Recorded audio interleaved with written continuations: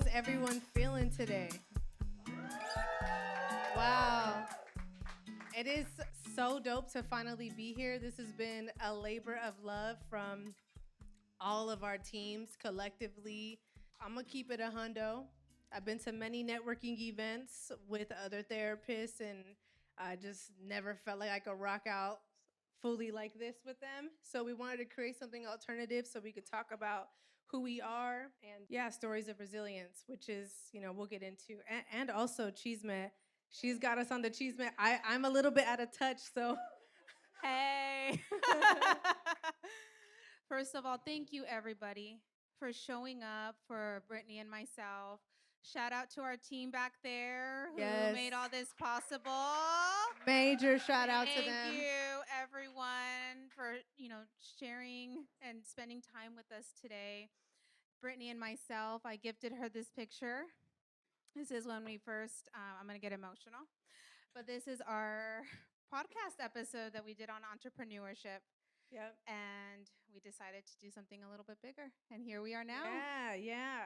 And I think on that podcast, one of the things that we really connected on is our relationship with our grandmas. I'm convinced that our grandmas probably knew each other because we talked about how they got a little bit of gangster in them, but they also got big hearts. So. Absolutely. But that, they really shaped us into who we are. And, we'll get into talking about them as well. One of the things I told Brittany, as therapists, I think we're the biggest chismosas around. If you feel me on that, can I get a hey? Because we have a little icebreaker for you all and just kind of want to see where you guys are at. So we want to hear from you all. If you can bring up a song from your child that brings you or takes you back to your childhood, what would that be? It better be appropriate, y'all. Yeah, we'll share ours, but we want to hear from you all. Okay, that's a good one. Classic. What was that? Oh, okay. What song? Okay, nice. Oh. There we go. Anybody else want to share? Okay, I see a hand back there. Oh. Okay. All right. Nice. We should create a whole playlist of songs that take us back to childhood. Yes. Listen. Yeah. That's my brother. That's my older brother. I know I'm not the only one that pretended to be Selena and did the flowers. Beady beady bamba. Yeah. What's yours, Brittany? Ooh, I think the song that takes me back to childhood would be, I would say, I don't know, I was raised on such different music, but I would say MC Breed and Future in Your Front End. Just that song takes me back to when my brothers played football and we would go drive to the football games. So I would say MC Breed. Yes. Mine is, I'm going to have to stick with Selena. Bidi Bidi Bamba, Como una Flor. Just watching the movie and dancing alongside of her. Core memories of mine. What about any of the younger folks in here? What music takes you guys back to childhood? I'm curious. Hey. I feel so validated right now. Yeah. I love it. Yeah.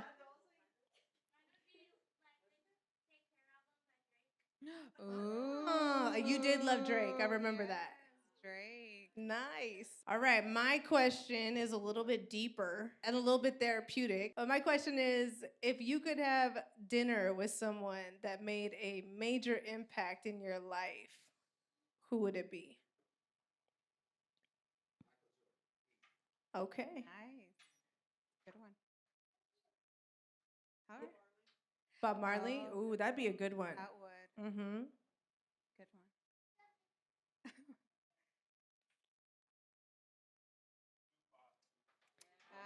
Hey. Tupac. Yeah, that'd be a good one. Mm-hmm. Yes, yeah. Anybody else? Okay. Okay, that's a good one. Oh, wow. Okay. Yeah, that's awesome. Ice Cube. Ice Cube is so he's evolved like into someone's.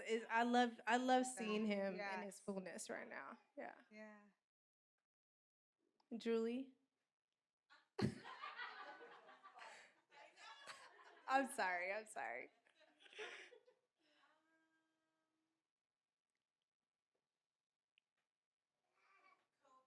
Yeah.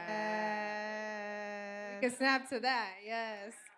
We're actually going to be talking about Kobe today, so Definitely and the impact he are. left on LA and everyone. So Absolutely. get into it. Yeah, let's do it. Where do we go from here now? Well, let's do our intros to our podcast. Okay. Go ahead. It's so weird because I feel like I already connected to everyone. I but know. If you don't know me by now, my name is Brittani Williams, and I'm the host of the Wholehearted West Coast Living podcast, where we have real conversations about real issues with real people, normalizing wellness, mental health, and vulnerability in our community. Yeah. Yeah. For those of you who don't know me, my name is Elizabeth Sanchez. I'm a licensed marriage and family therapist and the host of Cafecito y Calidad, where we have quality conversations over coffee. So thank you for joining me for coffee today. Thank you. Gosh, so much love, so much love. You know, when we do podcasts, the energy has to be right. And so I just feel like everyone that showed up today is meant to be here. I hope that the conversations and the content that we have resonates and speaks to your spirits. I encourage you guys to just lean in and be yourselves. No code switching here. Just, we're gonna have a lot of fun conversations and deep conversations too. So, all right, let's get into it. Let's do it. So, Brittani. Yeah. So this is our beautiful family, y'all. And it took a lot of fights to just get this pose right here. Yes. My son back there, tantrums, chasing candy, balloon. But this is our beautiful family. We are here because of their strength. They've had our backs. I'll start, Brittani, talking a little bit about my history. So I self-identify as a first-gen Mexican-American, eldest daughter of immigrants. And I grew up, and this is something that really connected Brittani and myself, is our families are entrepreneurs themselves. Yep. We spoke about this in our podcast, but we are both entrepreneurs. But going back to my story, so my parents, once again, they are entrepreneurs, and they really taught me the value of hard work. They really taught me what it was to really reach for the stars and to never give up. I am now a mother. I'm a creative. I am a tia. I am a wife. And I really am learning at this point in my life to really embrace who I am. Sorry, y'all. No, it's all good. I love it. We're real. This is what it is. We're here. So going back to that, I think that one of the things that I really wanted to share today was, as I leaned into wanting to become a therapist, I kind of went against some of the values or some of the things that my family wanted me to be. They actually wanted me to be a doctor, a lawyer, and they didn't take it very well when I said, I'm going to go down the route. And I see some nods here, and I don't know if anybody can relate to that. So I definitely, that was something that I decided to pursue. But I thought, you know what, I need to incorporate the entrepreneurship journey, because that was something that my family really much valued, and it is such an art. And I decided to go down that route, and here I am now. I want to talk a little bit about where I'm at. So this last year, I was in partnership, and I branched out, and I decided to start Cafecito y Calidad podcast. I own my own practice called Calidad Holistic Wellness, and I work with an amazing team that has helped me build my brand, my practice, my podcast. I wouldn't be able to do it without them. So those are some of the things that I wanted to talk about myself, but I'm going to let Brittani share a little bit about her journey too. Yeah. So it's really interesting because I got folks here that just met me. I got folks here that raised me, and homies that I went to high school with. Like, and it's just really interesting to speak to all those parts of who I am. But mainly, what got me into the field is hip hop culture. Um, for those of y'all that went to high school with me, you probably remember me from the lunch table freestyle ciphers. But hip hop is where me and my friends found healing. We found empowerment. We found creativity. Coming into traditional mental health spaces that wasn't necessarily valued traditionally because this field wasn't created for us. And so and got to a point where coming from a family of entrepreneurs, having a master's degree, having a clinical license, I had to ask myself, what am I afraid of to take the risks that, my grandpa took volunteering into World War II, or my dad took opening up the business after he got laid off? Like, what am I afraid of? And so for me, I took the leap in 2020, opened up a private practice, rebranded, and came up with Hillmatic. For those of you who aren't hip hop literate, that's an inspiration from the legendary Nas album Illmatic. Actually came up with how I show up in my work. And so that's who I am. Yeah, thank you for sharing that. I love how you shared and I know we spoke about it, but the story behind your brand. Yeah. Absolutely. And I'd love to share a little bit about mine because it ties into our story with our grandparents. So, Cafecito y Calidad definitely comes back to my relationship with my grandmother. So, my grandmother is she's not with us anymore, but she was somebody that I looked up to, somebody that guided me. I grew up with her, she was a mother figure.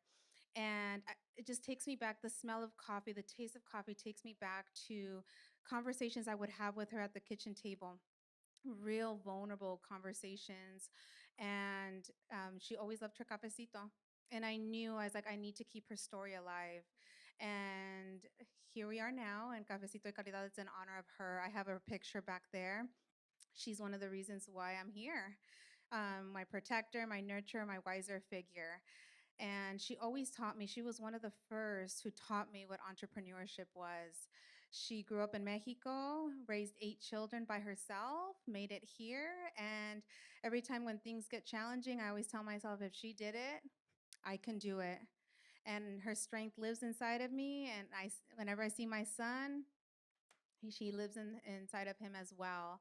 So thank you once again for everybody who showed up, because I know that she's here with us. And yeah, I get emotional just thinking about her. So No, thank you, everyone. Yeah. I feel you on that. I think one of the things that's been coming up in my own work, in my own therapy, and my own just healing work and self reflection is like this acknowledgement of how our grandparents teach us multiple things, right? Like my my grandma on my dad's side taught me how to be a warrior, and then my nana on my mom's side, my great grandmother taught me how to love and be gentle and open. And that's something that I'm really leaning into now, right? Yeah, In the work, but also in my personal life, is like know when to be a warrior, but then know when to turn that off and be soft and kind. And absolutely. it's just like something that you're learning and you're figuring it out. But they're definitely here. And I do think I just lost my grandpa. We had a lot of losses actually this year in the Yeah, family. And one of the things that I've been curious about is how energy never dies, it just takes on different form. definitely. And so whether they're, I feel like their energy lives on in their grandchildren. We might see them when we see a butterfly, a hummingbird, or we just might just know in that moment, right? Absolutely. So Yeah, absolutely. And thank you for sharing a little bit about both sides, Brittany, because my father-in-law, we have my grandmother with the cafecito, but calidad, like I talk about him all the time, but shout out to my father-in-law, my husband and my sister-in-law back there. But calidad actually comes from, he's from El Salvador, and he had a carpet business, and he called it Calidad Carpets. And he said, todo hecho en calidad. And I knew the minute my husband told me that, I said, that fits perfectly what I want for Calidad, Calidad Holistic Wellness. It's the quality mental health services our community deserves. And I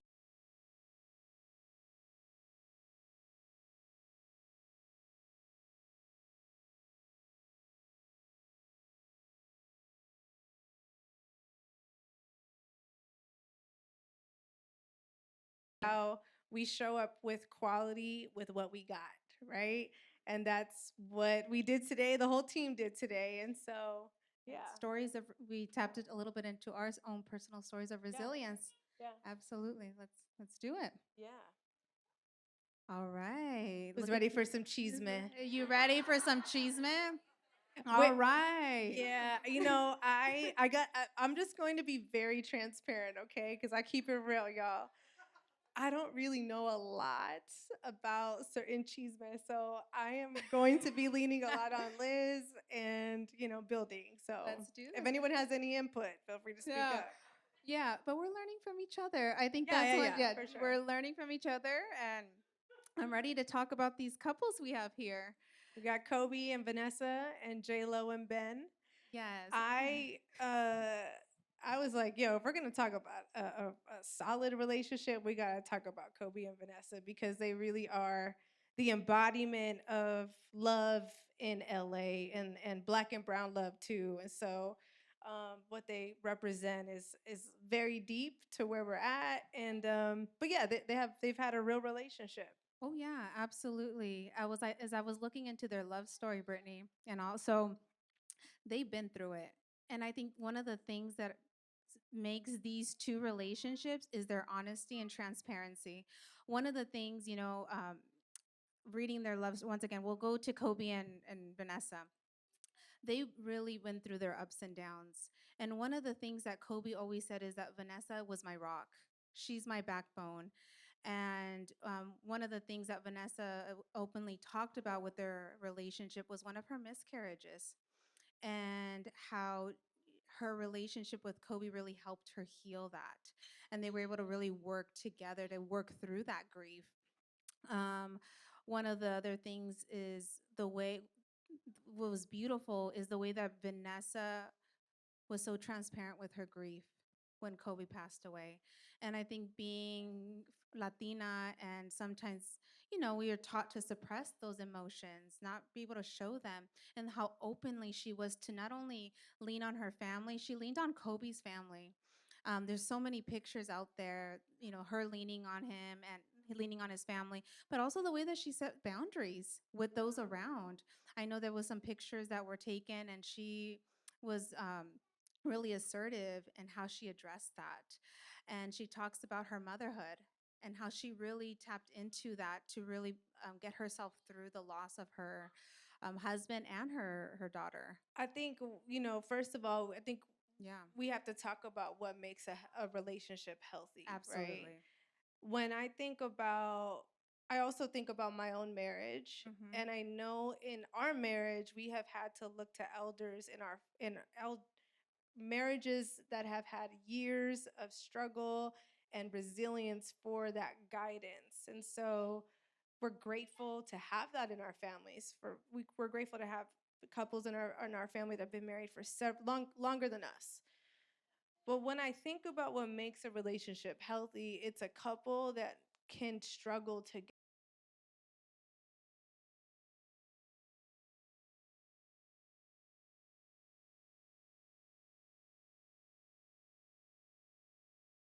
or whatnot, but that we are, and it's never 50-50. It's also like sometimes it's I'm taking on more, and he's not, and vice versa. But I think it's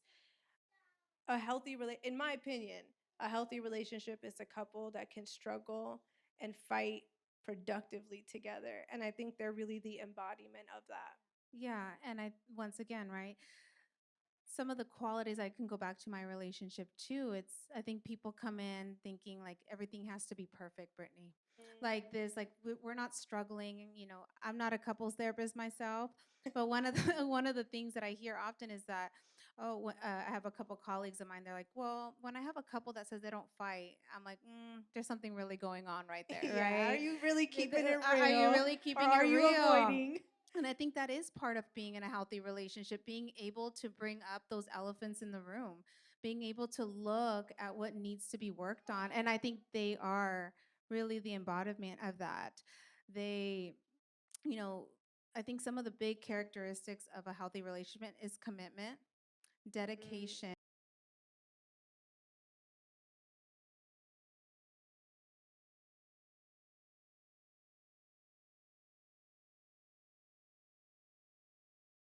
Component. Besties. Like my husband is my dog. Like that's my homie. Like we one of the things that I love is like we could stay up and it's not healthy because we just be super tired the next day. We'll stay up on TikTok just scrolling on like super funny videos of like shoes, ugly shoes that came out in the 90s. Like anybody remember the slip-on and ones that those are so ugly? Like but we would just, it's like Yeah. leaning into joy with your person is very important. And for them, like they loved going to Disneyland together, and they had almost like this connection of engaging their inner child. Like they had Totally. fun together and they're playful, and I think that that's really important as well. Yeah, absolutely. My husband and I share similar. We stay up at night, and we know our son wakes up in the middle of the night. We're like, we need to go to sleep, but we tell stories. We check in with each other. He's the first person I call when I have something on my mind or I'm going through something really challenging. Yeah. That secure attachment with him. So I think that's really important for us to be able to talk about because let's go to J-Lo and Ben. Okay, so look, when you told me this, I'm like, dang. I don't know, like, but I really don't know. Like, so talk to me. How come they're a healthy relationship? So you know what, J-Lo and Ben. Okay. Let's take you back memory open. lane. So they were together in 2002. And when she came out with the album, right? Yeah, Okay. yeah, That album was 2002. fire. Yes, they got together, and but one of the things about them is that their relationship was very public. And I'll talk about how they treat their relationship now, but they were very open about their relationship. She even she did an MTV she was on an MTV and she said, "We're gonna get married." She manifested it. "We're gonna get married in Vegas." She's like, "We're gonna get married in Vegas," and shortly after, I think they broke up, unfortunately. But one of the things that J Lo talks about is she got with Mark Anthony right after, and she talks about and was able to hold herself accountable. Where she was somebody that was really hurt at that time, and she jumped into. She's like, I had chemistry with him, I felt an emotional connection with him, but it wasn't the right time. And Ben got with the other Jennifer and had children with her. So they both really lived lives outside of each other after they broke up. And you can tell that they've done a lot of their own work because now when you hear them talk about each other, Jennifer says we keep one of the key things is we keep our relationship very private from the public eye.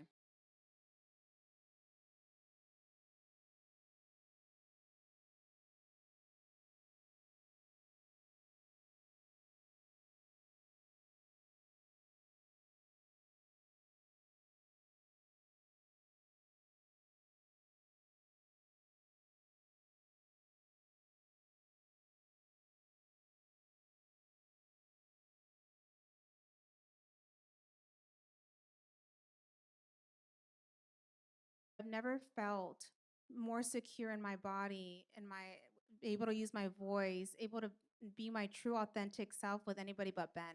I've never felt like this in any other relationship. He does seem like low key down to earth. They're both Leos, so it's interesting because they're Leos. Who's a Leo in here? I know. Oh, you're a Leo? Dang. Oh, you're dope. You're a dope Leo. Yeah. Not to say there's bad Leos. No, but from what I've heard, because I'm also not up on the Chisme with horoscopes, but from what I heard, Leos are very like, there's some Leos back there too. Emotionally in tune. Yeah. I'm a Scorpio, so I really shouldn't be talking mess because we're so toxic. You got the Virgo queen here. Okay. Beyonce. Hey, where are my Virgos at? Hey. That's funny. So they're both Leos. They're both Leos. But if you're the same sign, then are you not compatible according to the Chisme horoscopes? What I mean, what it sounds like is that Ben lets his lioness take the lead, and he respects her. James and me and James aren't. We're supposedly not compatible signs, but I guess we work. I guess I'm not compatible with my husband, but we work. He's a Libra.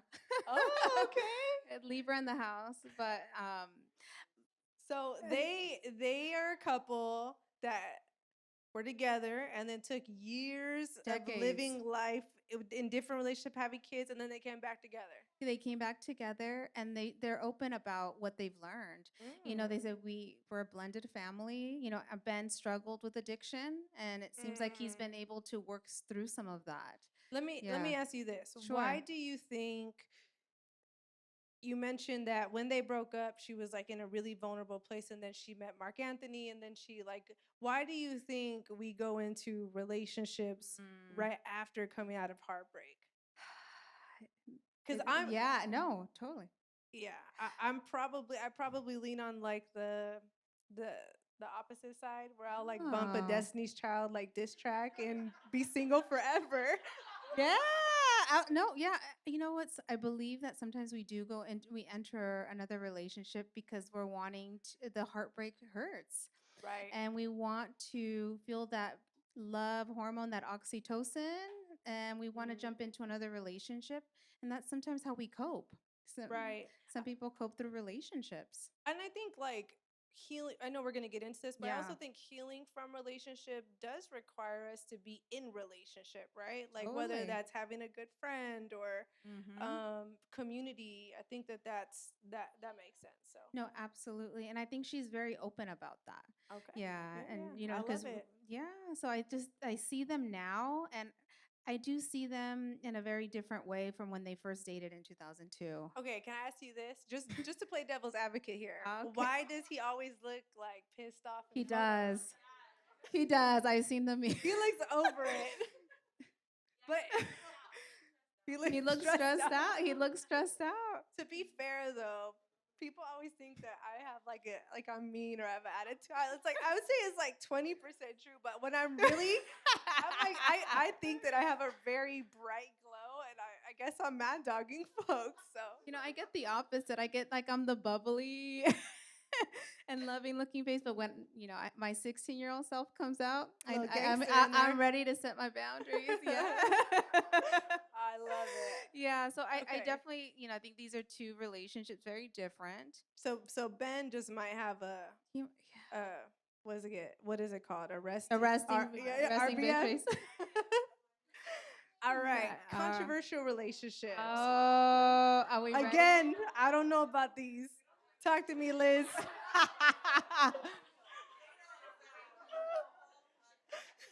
All right. So first of all, who's Team Jada? I like Jada. I like Jada. Yes, I'm Team Jada. I will say I like both of them. See, look we got the conversation started. Y'all are invested. Who's Team Will? I like Will too. But Shaw, you don't even know what's happening.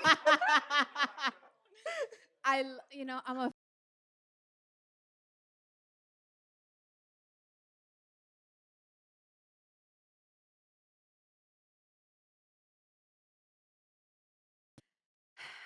I have a different perspective now. I told you. So some of the things that I think we should talk about with these two couples. Let's start with Jada and Will. They both come from domestic violence backgrounds. And I think that we're really seeing that being played out in the public eye, Brittany. And I don't know if you can speak to that. But they both, Will, a little bit about, I don't know for those of you who know Will, but Will saw a lot of domestic violence from his dad with his mom. And one of the things that he's openly talked about is that there's so much shame that he's had to live with because he's never stood up for his mom when she was getting beat up by his dad. Yeah. And I think that we saw that really being played out in the controversial slap right? And I was in Covina when my brother texted me. Did you see the slap? I'm like, what slap? saw it. I saw the slap. Yeah. And I had just finished listening to the book, and I was like, that's him trying to save his mom. Yeah, one of the things he talks about in his book is he really like that core belief that we talk about in therapy that we see really needing to be addressed with a lot of us, right? One of his core beliefs is he felt like he was a coward. Absolutely. And he feels that to be true, right? That even though there's like this logical evidence of he's like a solid person, honorable person, he feels that because it's connected to what he witnessed. Yeah. And I think when we talk about domestic violence, we really got to talk about trauma, right? Definitely. People throw around that term a lot, but what is trauma? And trauma exists in a dysregulated state of the nervous system. That's the connection between the mind and the body. Can't separate that.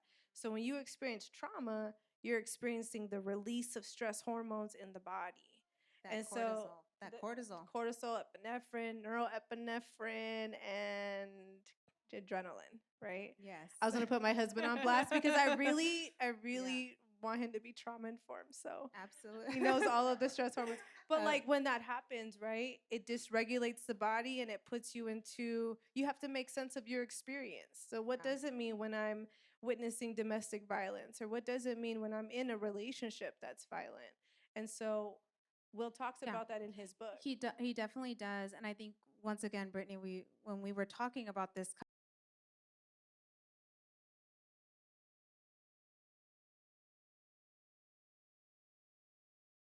See a lot of those being played out. I mean, and for those of you that aren't familiar with those, obviously we're familiar with like fight or flight, right? A lot of us in here, I know, can get down. My 16-year-old self. Right?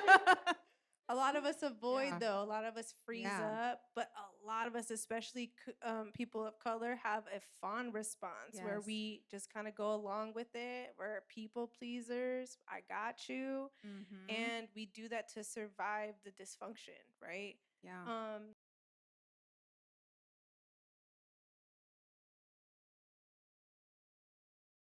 I think that we see that being played out. One of the things that Will openly talks about, I think we see a lot of the fawning in that relationship. He talks because their books are so. Did you read it, Brittany? Her book, Jada's book, Worthy. I'm like chapter 1. Yeah, I read. I promise you. Look, I've been stressed out prepping for this. I'm over here doing my. No, but I have listened to all of her interviews, and because I think Jada's experience in like her dad literally told her at a very young age, I can't be your dad anymore. Yes. And then you also see this history with Jada of like she didn't want to have a wedding, but her mom wanted her to have a wedding, so she had a wedding. Right? So that's the fawn response. She did a lot of things that she didn't want to do. Why do we do that? We do that to gain the acceptance of our moms and our dads. And we ultimately, no matter how old we get, we want them to feel proud of us. And we want that sense of belonging with them. Because I remember in the book, as we've been planning this, I've been listening to it on Audible. Oh, yeah, that don't count. You didn't read it then.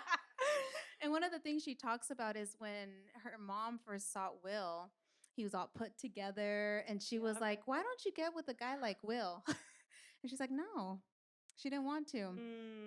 And she does openly talk about the day that she got married. She was crying. I think she was pregnant too. Yeah. She really didn't want to go through with it. And Will absolutely adores her, and he openly talks about that. So I see a big difference in the books as I've been listening to hers, and she does talk about that too. Even when she would get close to, I think it was her stepdad, he wanted to remain close to her, and he said, I think he got remarried, and the new wife was like, "You can never talk to him again." So there was a lot of unhealthy endings and a lot of unhealthy relationship with men. A lot of loss. A lot of loss. Yeah. And I have a feeling that that's also one of the reasons why they're still together. This feeling, the fear of feeling that loss again. And I think that's important. I think that's one of the reasons why they remain together. What are your thoughts, Brittany? I don't honestly know. Like I don't know what I what I what I've learned in being a therapist and working with couples Yeah. and different everyone has their own way of being in relationship, and Yeah. what works for somebody works for them. Mm-hmm. I know what works, like, for when I think about my family, we're a blended family. My oldest I had at 19, and then we had our other two, but like I remember when I was working in community mental health, and I talked about, like, yeah, we had a birthday party, and James loves essentially my baby daddy. They're like homies, and I remember somebody made a joke at I was working with. They're like, "That's weird," and they made a funny joke, and I'm like, "No, but like that's really what it is." Like, and it works for us, right? Yeah. Do you see that commonly with blended families? I think you see more of it now, but like definitely, Mm-hmm. my grandparents had a blended family. There was no example of that. So No. I just think like what works for people. But I essentially think that it's important to examine your values in relationship with people, and also purpose, right? Like for me, being in relationship means being able to build legacy and being able to um do life with some, being in partnership, being in being a part of a team, right? um like I think I'm the Kobe and he's the Shaq. Okay. No, I'm just kidding. But that's what I think though. But Yeah. everybody has a different way of being in relationship, Yeah. and that's cool. I mean, what works for people works for people. I feel like that's a neutral response, but that's just how I feel. No, no, absolutely. And now, and I've seen the interviews, she talks about that she says, now I realize Will was just doing Will. Mm, And he was living his life, and she was in that fawn response. She was holding herself back, and she says, I'm living my life now. right. And she says the relationship has gotten so much better. You know what I like about Jada? I like that she's vulnerable. Like the red table The red talks. table talk. Man, those have been like so healing Yeah. for for me to even just watch, right? Like she kind of bridges this, like she's not a therapist and you don't have to be a Mhm. therapist to talk about healing, but she has like these real conversations. I really respected how she brought on Jordan Woods when all that went down Yeah. with the Kardashians. Like that's dope that she used her platform to allow her to speak her truth. I like that. I like that Jada's vulnerable. Yeah. I always grew up seeing her in, like, the movies and Set It Off, Yeah. and like, but I see her really in her vulnerability era right now. I like Yeah. that for her. Yeah, and she talks about that. She's done all types of therapy. She talks about Yeah, ayahuasca. yeah. She talks about microdosing. She talks about all of that. And I'm telling you, I've been a fan, and then Will's story just touches my heart. He's Yeah. just been through it, but now reading her or listening to her book, I have a different perspective, and I do admire her vulnerability and her transparency with all of this. She even said, I'm the villain right now." Yeah, she acknowledges that, Mm. and I think that's big for her to be. That takes Yeah, courage to it like does. not be to be the villain, to not be liked. Like that Yeah, takes courage to step into that. So I could definitely respect that. yeah, yeah. One last thing I want to talk about with them is Will talking about when they talk about parenting, and Mm. when I was reading his book, one of the things I loved about it is his relationship with Willow. Yeah. And he talks about how healing that relationship was, because I think she was, a young child star, and she was making it big. She was on tour, and one day she decided she didn't want to. And she said, Dad, I don't want to do this anymore. She gave up $1 million deals, and it really humbled him. And he openly talks about how much he's learned just from some of the boundaries that Willow has set openly with him. Mm-hmm. So and I know that that was big for him to have a really healthy relationship with his daughter. There's been ups and downs, but you can really tell that they build on that relationship, Brittany. For sure. You always got that one kid that challenges everything that you got in you. I Yes. have one of those, and it's very hard. But I think that's like that's like I know. Stop talking mess. I know. Yeah. And, Brittany, I love just seeing how they both have a strong relationship, Will and Jada, with their grandmothers. Yeah. Yeah, they talk about that too, and how their grandmothers were actively modeling breaking multi-generational trauma. And I can see it. They really are trying. Yeah. I think that there's definitely a special relationship between grandparents and grandchildren. I think Definitely. like they just me speaking personally, like there are moments where I don't feel like I know I didn't get it right with my especially my oldest, and I can see how like having grandkids is also being real with the mom guilt, right? Grandchildren are like your way of making peace with the Yeah. pain you may have caused, the mistakes you may have made. Oh yeah. I see that for sure. I'm like my parents, mom, y'all are soft now. Like, not you, but my dad. Oh my gosh, Yeah. everyone like my dad. My nephew loves my. I'm like, you don't. This is not my dad in the '90s. Okay, it's not the same way. No, but it just goes to show that we evolve, and we all have that one kid, right? That like brings out the work that reveals the work that we gotta do. Absolutely. So, all right. Yeah. Well, let's move on to Kendall and Bad Bunny. Man, I don't know. I don't know. I was one of the conejitas that was really upset when I first saw that relationship. Okay, why though? So, Bad Bunny, I'm going to be honest. He's one of the people I've looked up to. Okay. His music is so powerful. He's so resilient, and his music has always talked about just the Latin culture and cultural appropriation, and really, talking about people who, they want to take our style. So he's made music about that? Oh yeah. Okay, There's a okay. song, and I wanted to bring it up today. He with everything going on in Puerto Rico, he did the song Apagón. And he talks about todos quieren ser latino, pero les falta sazón. And Okay, what does that mean? everybody wants to be Latin, but they're missing the flavor. The flavor. They're missing the flavor. And that's literally Kendall. I'm sorry. Boo. Look, she looked, she. So I just feel like a lot of he spoke about so highly around Latina women. One of the women that he loves is Ivy Queen. He speaks so highly of her. And so I think the fact that he spoke about this, and then we see him enter this relationship with a Jenner. A Jenner and a Kardashian. Look, I don't think it would be bad if it was a Jenner. I think maybe, but I think it makes it worse because she came out with the tequila line with the braids and the horse, and she looked like real Mexican. Yes.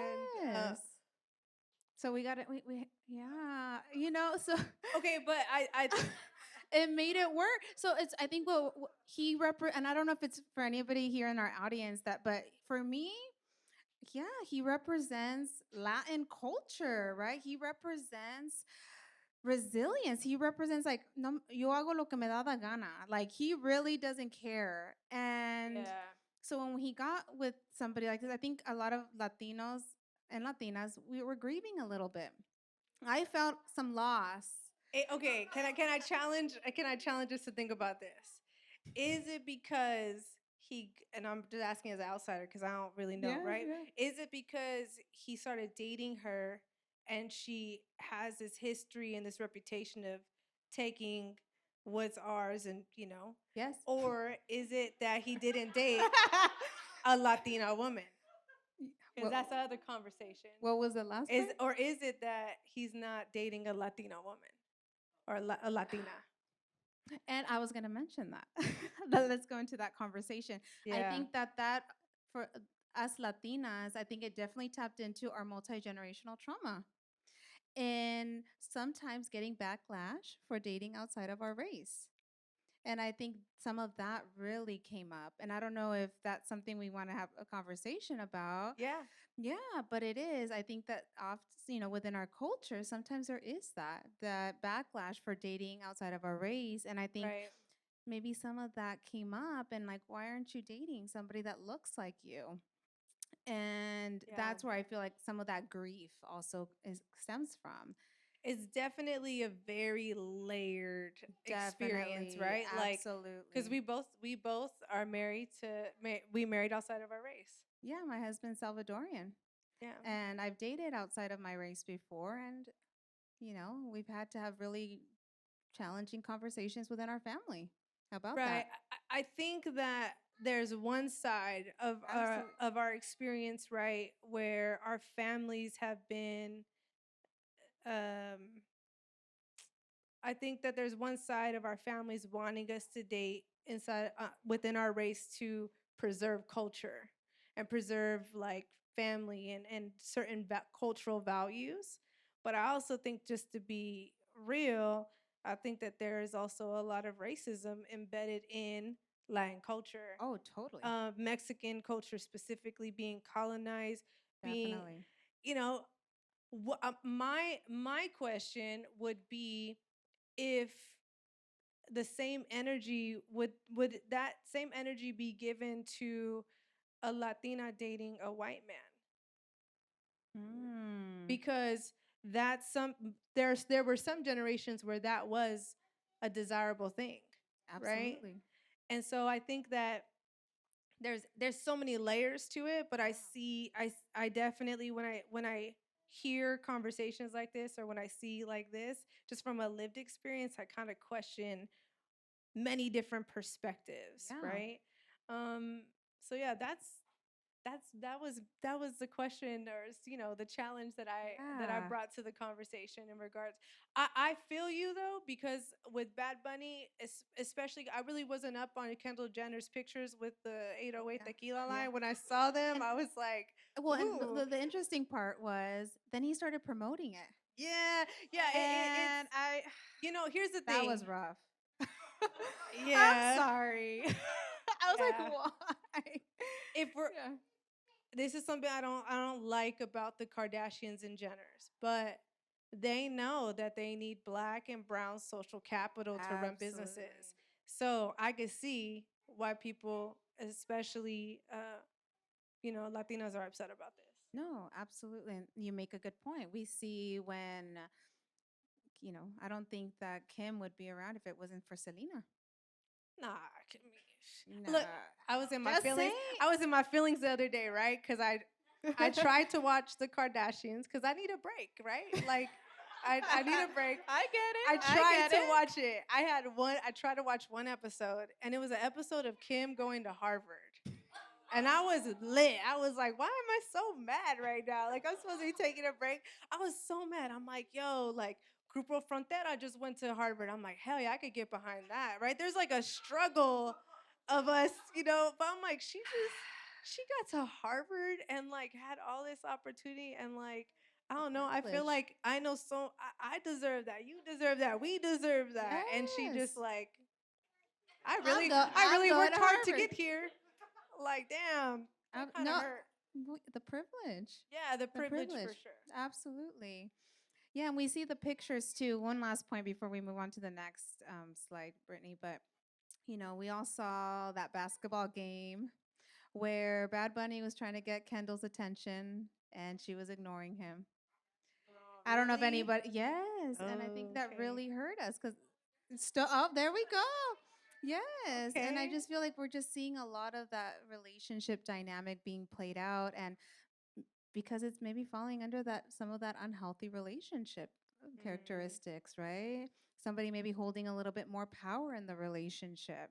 Right. And yet he's one of the biggest artists, right now. And to kind of it was pretty sad, Brittany. I'll text you. I'll text you the picture later. Okay, yeah, text me that. I'm gonna need to see that. There's just a lot to say about that relationship. I was hurt. Somebody I looked up to highly, and just kind of seeing that being played out. But you know what? Hey, if he's happy, he just dropped a new album, and he's killing it. I heard his tickets are mad expensive, though. I heard people are mad about that too. I blamed it on Chris. The momager. Damn. Yeah, maybe she's kind of, hey, you got to raise those prices.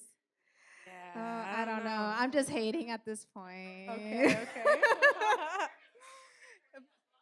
The Oh, he has a lawsuit? Yeah, there's a lawsuit. Ooh, that's the about Chisme right running. there. Oh yeah, the ex ended up. I think she ended up going into became a lawyer and sued him. She said something in one of his. Wow, Yeah. call that a comeback. Like, And that was one of the things also that was a lot of very controversial. He left a lawyer, what? a Latina lawyer for. Look, I can't. Sorry.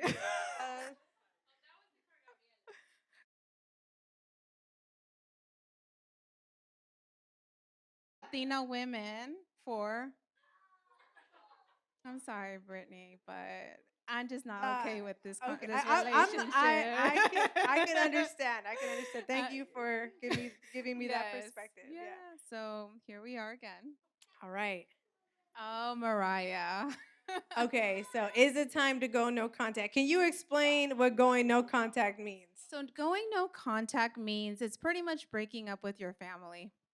Breaking up with your family, setting boundaries where maybe we separate from them for a short period of time in order to be able to create space for healing. So the reason I bring up Mariah here is I don't know, is anybody familiar with Mariah's story? It's a little bit. So Mariah Carey grew up in a family where she has two siblings, and she was primarily raised by her mother, from what I've read, and very toxic relationship. Her sister, when she was in, I believe, when she was in elementary school, wanted to pimp her out, drugged her at a very young age. Yeah, very unhealthy, put her in very unsafe situations. And she openly talks about this in her book, as well as her having to go to therapy. Her mom went to Juilliard. She was an opera singer. And I think as she's talked about her story, there was a level of jealousy that Mariah made it and she didn't. There is a lot of TikTok videos of Mariah inviting her mom on stage and them singing together, and her mom trying to up her and trying to hit that high. Than Whitney Houston, I don't know. And she did it with such ease, and her mom kind of like looked at her like, "What are you doing?" And so Mariah openly talks about this relationship where she's had to go to therapy, and she's had to say, "My brother and my sister are my ex-brother and sister at this point." Ooh. Yeah. And she talks about having no contact and getting a lot of backlash from that, because I think her sister had needed some medical help and she didn't want to help her financially because they think of her as like an ATM. She says, "I'm not an ATM. I want a more meaningful relationship." She's actually refers to her mom as Pat. She's had to work through that in therapy. And she has really struggled with it, Brittany.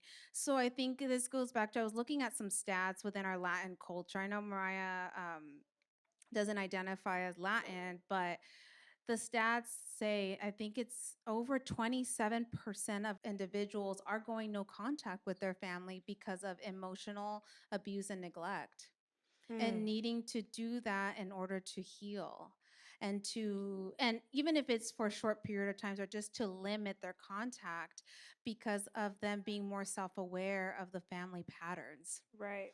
And I know that's a controversial topic. It's one that we don't often talk about, but the level of I was also, once again looking at the research, the level of depression and anxiety with our Latin community around staying in these relationships. It didn't really like land right in my body, only because there's so many people that come to therapy for the first time, people of color that come to therapy for the first time, with therapists that aren't familiar with their culture, and they'll just be like, "Oh, cut them off," and they don't understand what that actually means for people that grow up in very family oriented systems. And so I have seen this be necessary when there's abuse that's where there's no acknowledgement that it happened. There's no repairs. There's no repairs. There's no willing. There's also like the experience of the abuser being protected, right? Yeah. just don't say nothing. Everything's okay now. And so I do think that there are for sure situations where it's necessary. No, absolutely. But when it comes back to even going, and I know Mariah's might be an extreme example, Yeah. but she openly talks about it too, is wanting, she has twins, wanting, and I'll go into it a little bit later on, but wanting to set a better example for her children, wanting to model different for them. And that's why she also ended up her relationship with her husband, as we all know. Really? Yeah. He's not like, he's not good. I'm gonna give him the benefit of the doubt. He's from San Diego too, right? Like, he's not. Brittany. I mean, he does got a lot of kids, but A lot, quite a bit. how many kids does he have now? 12? Yeah, and he talks about he doesn't even know all their names. I wouldn't either. Like, yeah, 12 kids? he talks about that. Yeah, so I think she's done really, just saying, she's an example of sometimes we do need to go no contact, even if it's for a short period of time, because this is also, once again, right, multi-generational. Yeah, I definitely think that there are times in our lives where we need to, even moving out is helpful for some of us. Yeah. Setting boundaries is probably our first step before we even think about going Absolutely. no contact. So I feel you. Yeah. And I'm glad that we're addressing this because, once again, there's not a lot of therapists. Automatically, they're like, just why are you still around? Leave, like you mentioned, right? Mhm. But really being mindful around, that it takes time. And I know for her, it took a lot of time and she's done a lot of her healing. And if you ever want to listen to Petals, she talks about her story and her pain. And she's somebody that has really healed in the public eye. So shout out to Mariah. Every time I think about Mariah, speaking of songs that take me back to childhood, everybody remember that one song where she's on the jet skis? Was it Honey? Oh, that was a great song. That was like, she was everything. I love Mariah. Her. I love her. Yes, she's That queen. strength. Healing after ending a relationship. Okay. Oh man. So who do we have here? Who's that dude in the middle? Let's see. I'm gonna think of.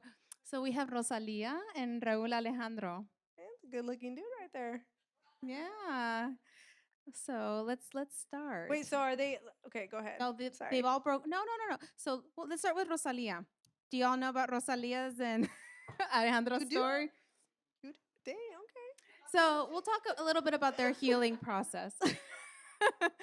So I think the reason I chose these specific figures is because so Shakira and Karol G have decided to heal in a very similar way. So we have Karol G and Anuel Ala. My husband always makes fun of me. How do you say it? There we go. So she did, as y'all know, Mañana Será Bonito, the album. And I think that it was a hit because I think she really allowed us inside of her healing journey. She openly talks about, she said, I wanted to die after my breakup. It hurts so. They were together for 2 years. They got engaged really quickly, I think after 6 months. And whenever you saw them in the public eye, they looked madly in love. They did a lot of wonderful music together. And when they broke up, she talks about how she was just in so much pain. So that was at the same time where Shakira had just found out that her husband was having an affair. Dang. And so I love these two ladies because I feel that they both lifted each other up during times of their life where they were really going through it. So Karol G had wrote a song originally, the somebody help me? TQG. And she was going to do it for herself, but she noticed, hey, Shakira's really going through this, and she offered her the song. And then they ended up doing it together as a collaboration. Oh, that's dope. Yeah. I love that. And they won an award for it. And one of the things that I loved about Karol G is when they won the award, she gave Shakira the opportunity, because she looked up to her. They're both Colombianas. And she gave her the opportunity to accept the award, and she gave her flowers. And she really lifted her. So I think them two are a prime example of what it looks like to heal within the community, to be very transparent. I fell in love with Karol G after hearing Mañana Será Bonito, because she talks about her anger, she talks about her sad.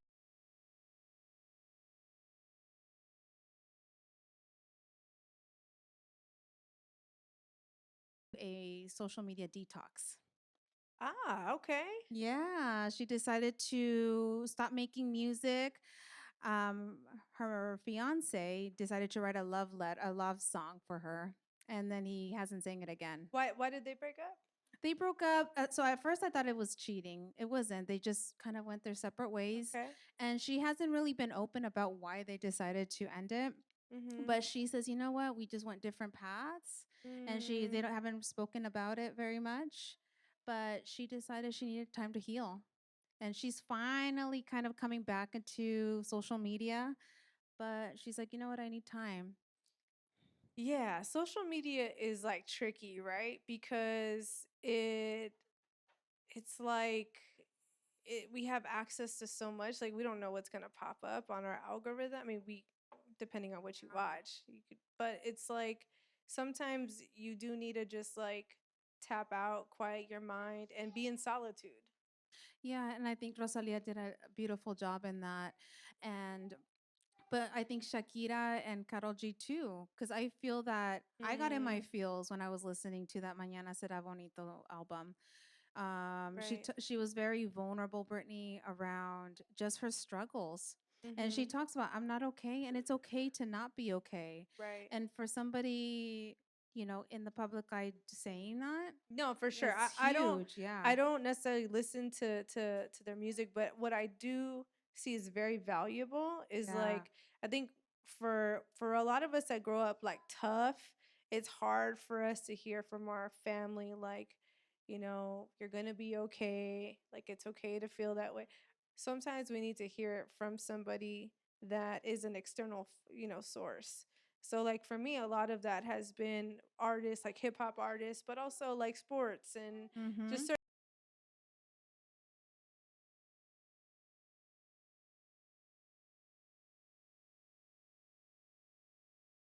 There's nothing wrong with me for that I'm going through that too. Yeah, absolutely. So I think the fact that, and and I know you love to talk about this, Brittany, but music is so therapeutic. Yeah. So therapeutic. And this is sometimes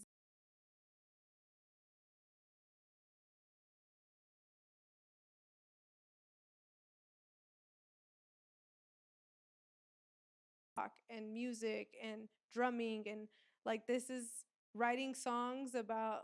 First of all, like I don't know if I would ever. It's very dangerous to be in a relationship with a singer or an artist. Yeah. Because if you do them wrong, like you could prepare to have a diss track written about you. You know. But that's a beautiful way to process pain. It's also a very effective way to process pain. It's an effective way of telling your story and rewriting your narrative.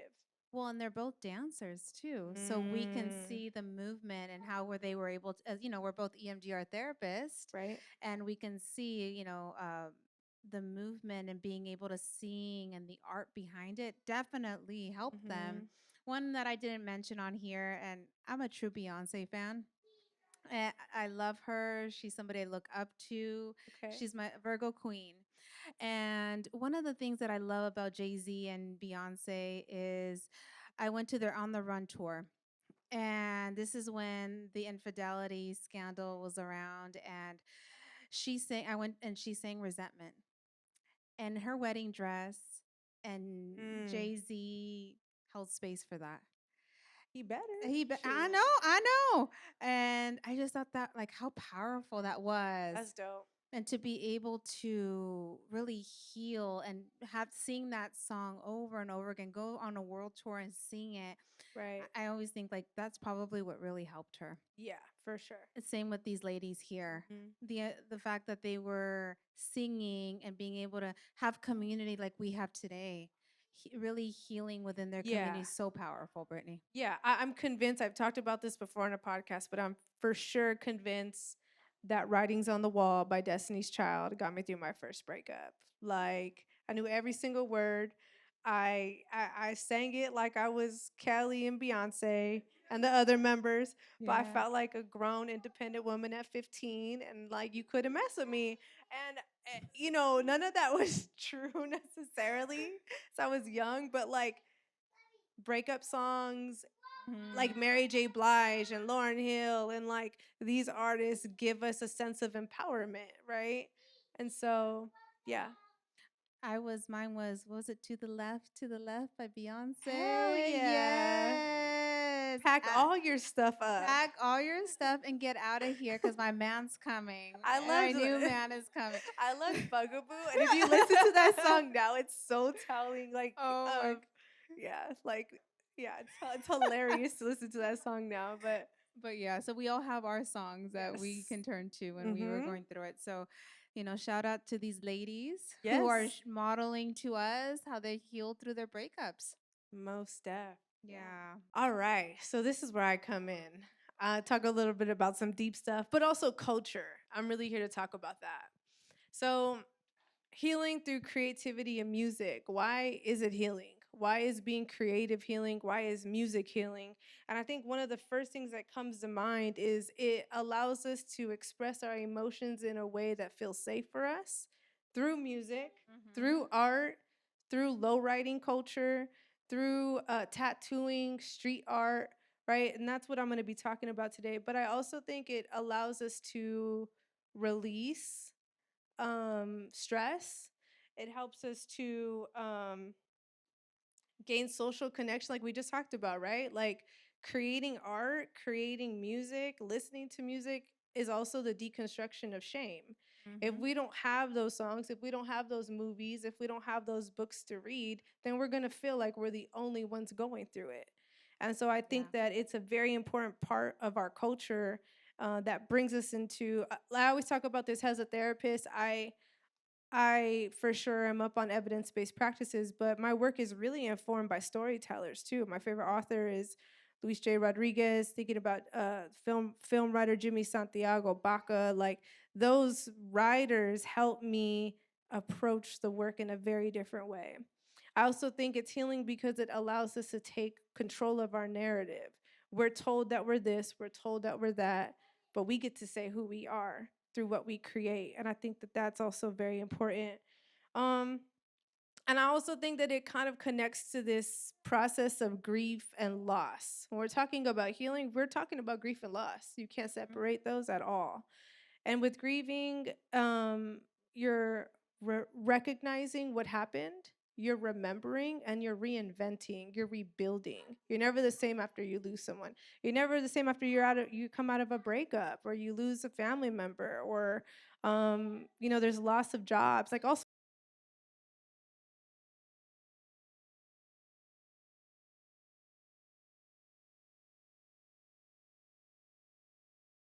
one of my favorite terms, which is called rascachismo, which is a Chicano sensibility. And this is a term that was coined by a Chicano scholar that talks about essentially making do with what we have, right? That's who we are. I think about today, to even make this event happen, there was stuff that we didn't have. There were things that lighting, we got to figure out, but we made do with.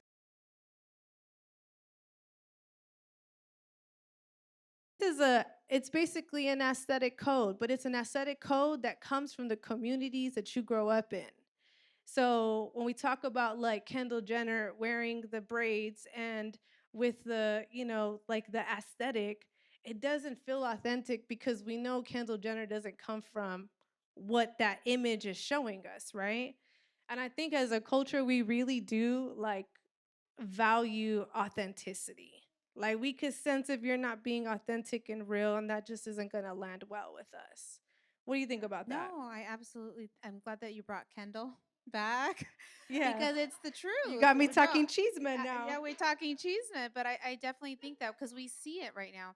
The lip liner's coming back, right? I'm gonna get into that. Too. She is, but we're seeing it come back, and I think that's why a lot of us are also maybe a little activated sometimes, because we see it that this is part of our upbringing, our culture. Right. Yeah. So when we think about what this is, it's using pieces of our everyday lives to create something new and valuable, or something that works for us, right? So like the classic example, I know I'm not the only one that went into the fridge and thought you were gonna grab some butter and there was salsa in it, right?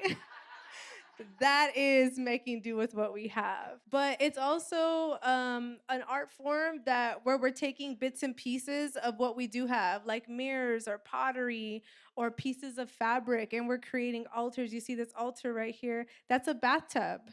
You're seeing the El Pato, sauce. Like those are now, they are what they are. We make do with what we have. And I think about even what I'm wearing right now. This was created by Suloca, which is an artist in Logan, Barrio Logan. And this was a $15 jean jacket. I gave it to her, and she made it super dope. And she used certain fabrics, and she made patches, and she made something that means something so much to me now out of something I found in, I don't know, flea market. So that's who we are. We are a culture of resourcefulness. We use what we have and we create something beautiful. So that's why it feels disrespectful, right? But you know what, Brittany? That's even, we're talking the Chisme, Bad Bunny on Saturday Night Live when they did the skit with the what was it? The cookies. And my grandmother had it. Or the sewing kits, right?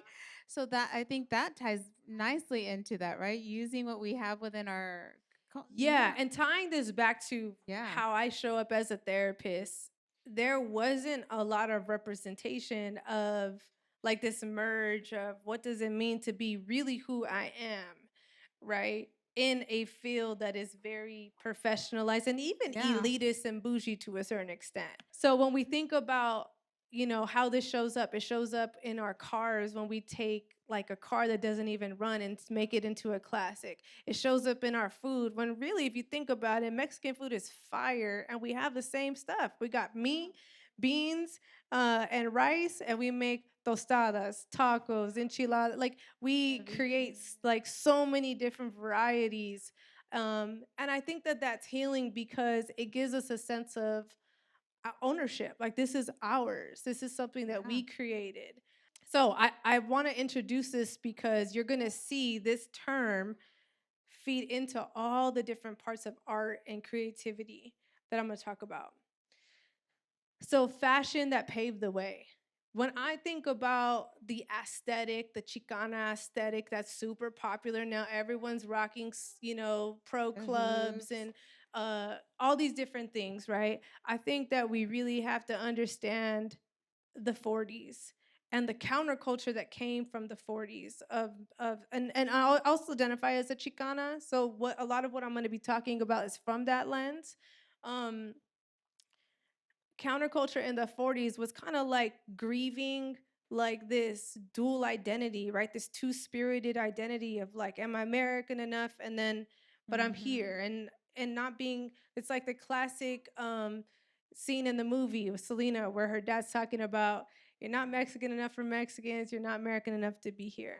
And the 40s was this counterculture of like, we have to rebuild again, thinking about those concepts of grief. This is what we've lost. We got to rebuild of who we are now. And so you see the influence of brown people looking at black folks in Harlem and seeing the zoot suits. And then you have the Pachuco movement.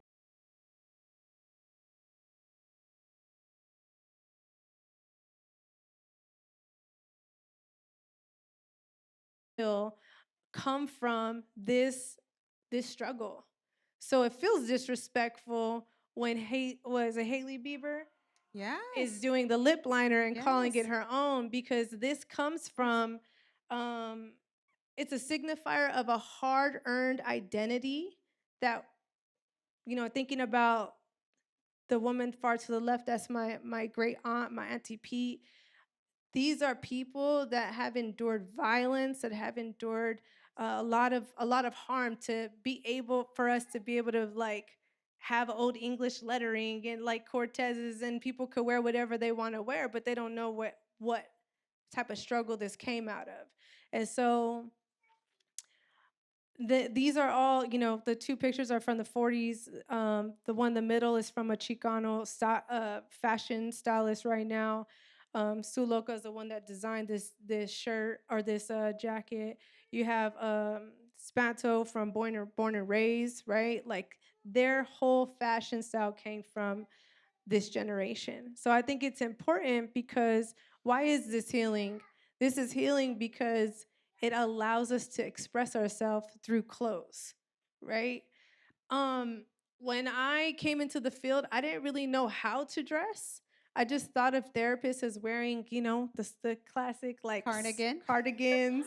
You have your notepad. Yeah. And I'm like, I wanted to be me. So the way that I did that is, I started off low key, assimilating. And then I'm like, nah, this ain't me. I don't wear flats. Let me wear my sneakers. I still had the sweater though, right? And then it wasn't until I left and opened up my own practice where, like, to name my practice Hillmatic, it's comedy because I'll be on the phone with Aetna. They're like, Mantix? No, Hillmatic. And then you see the logo. It's like I challenged the norm, right? But it really is to pay homage to, like, being from a counterculture, right? Yeah. And so I think that, I get that too. Calidad?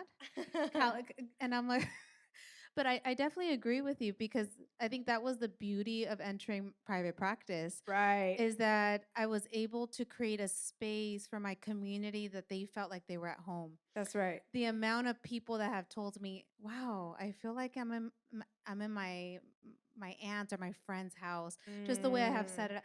That's where the healing starts. And that is the form of our art.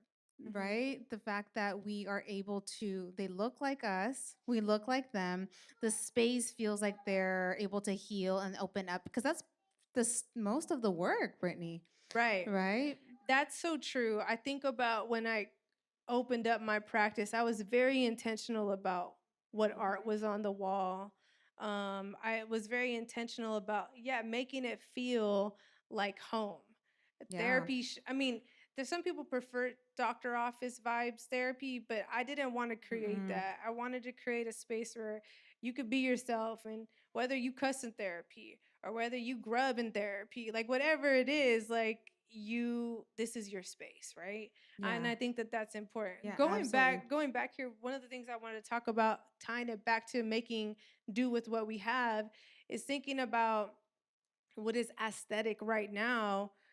Kid Frost talks about this, right? They wore Dickies because they couldn't afford the designer jeans.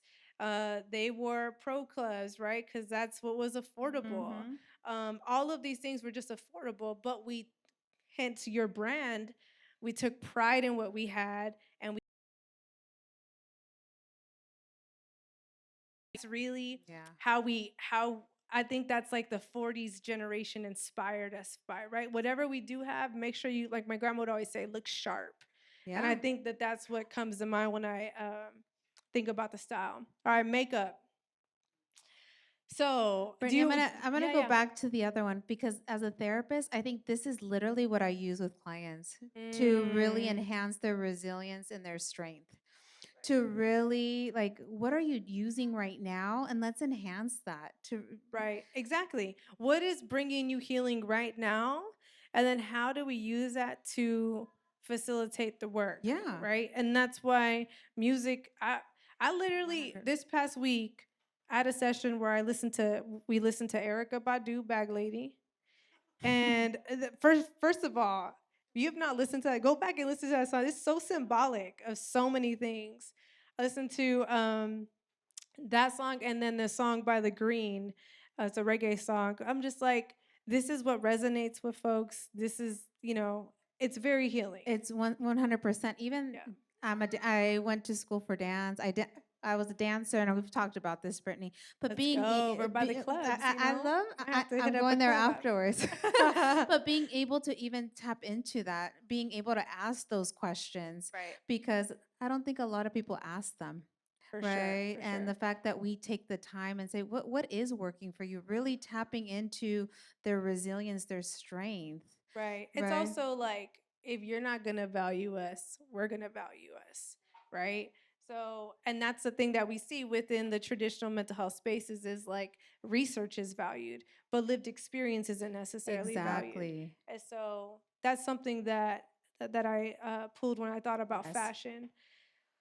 How could makeup be healing, y'all? Like, Super.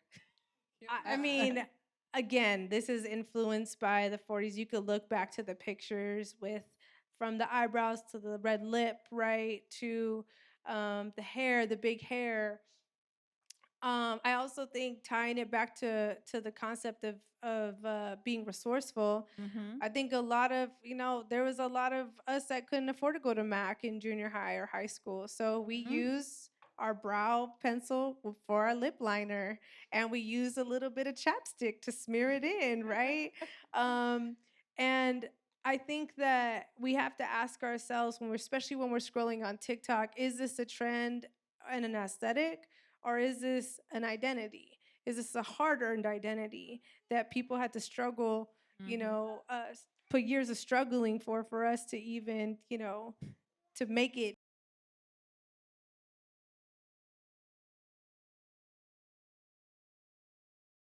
respect, but then people call them out, and there's that. Brittani, Yeah. I think this, and sorry to interrupt you, but I think this is a really good place to even talk about Selena. Yeah. Right? Because I feel like that's what she did. She would design her own bras. Right. Right? She pushed the boundaries. She pushed the boundary, and her dad hated it. But she did it, and she did it with such grace, and we all started seeing everybody wearing them. That's right. The big hair, the red lip. Mm-hmm. So I think, just a shout out to, Rip, Selena.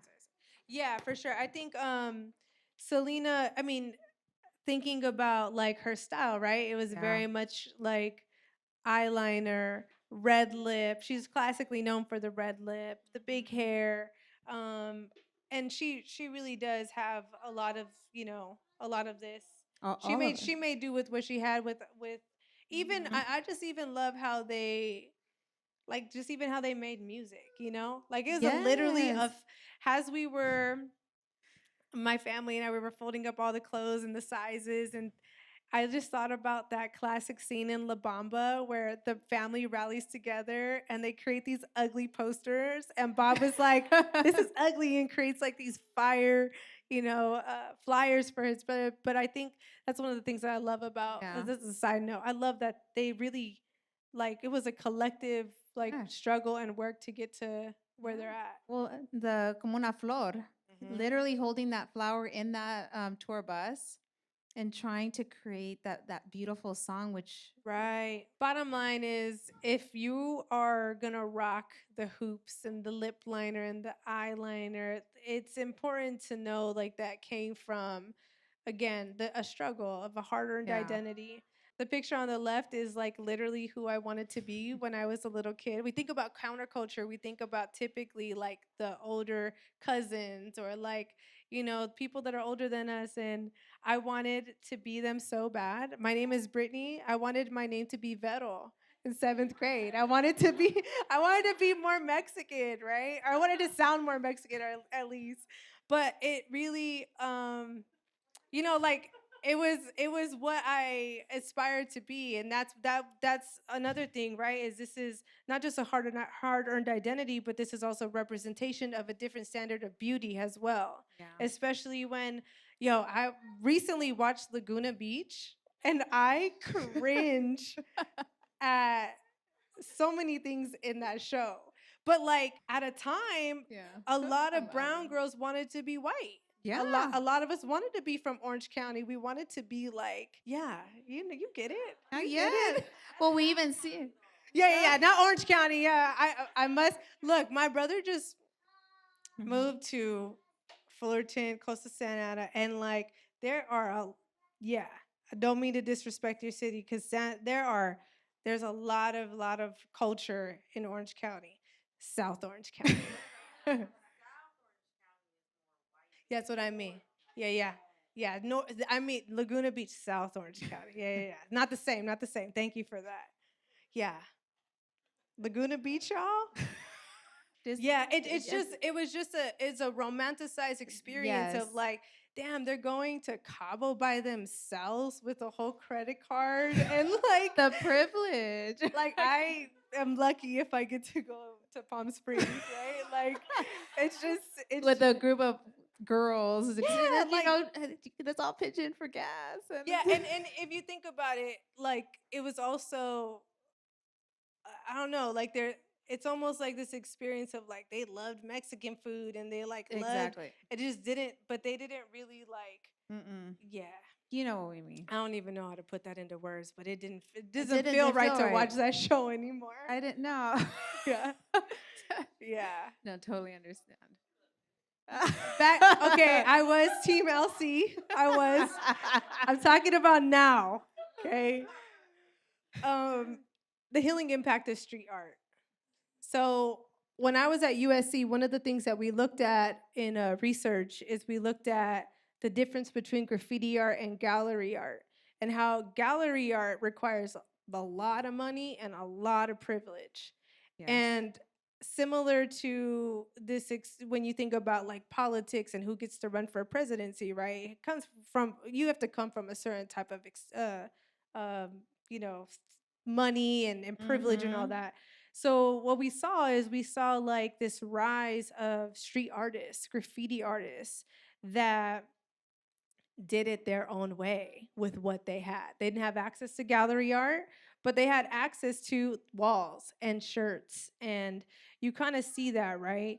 Tattooing, there's cultural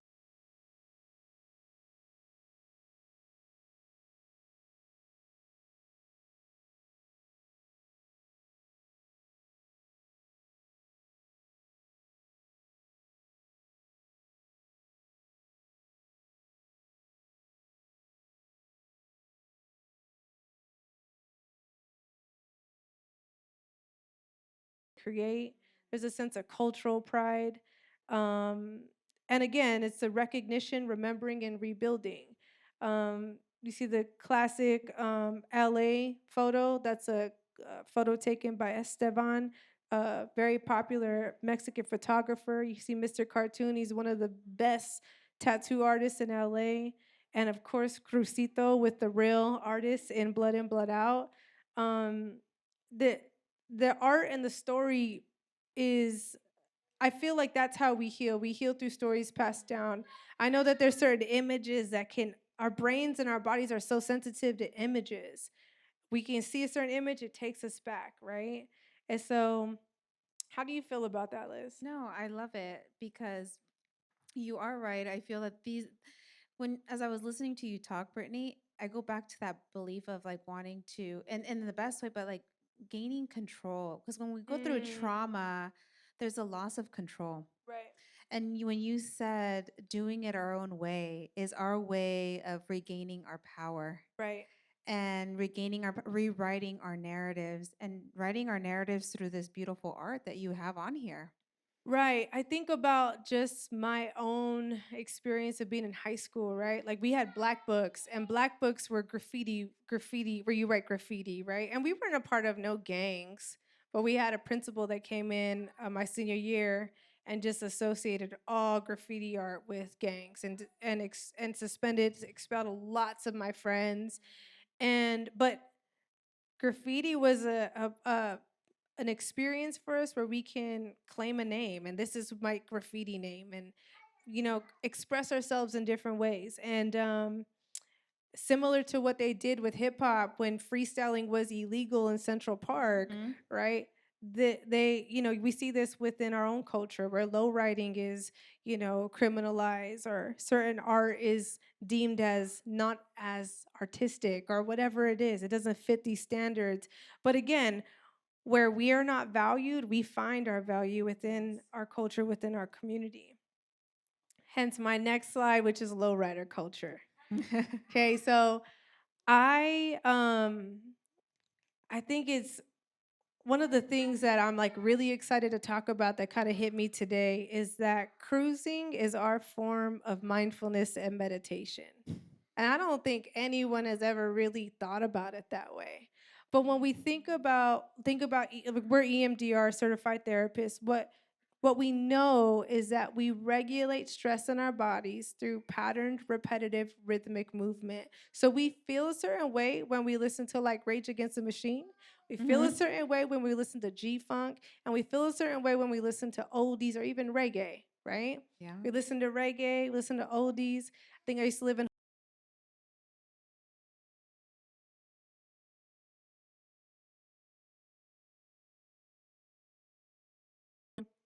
Bretton Wood, right? You're calm. You're able to breathe. You're able to connect to your body. And I really think that I've seen not just cultural identity and pride, but also it's a way for us to regulate our bodies and regulate stress in our lives. I also think cruising and lowriding culture is where we have a lot of family values and bonding. I think about generationally, typically you have the kids that start building the bikes, right? And the dads help you build that, and then they graduate and they have their lowrider, and it's like a whole family event. I didn't necessarily grow up in those stages, but my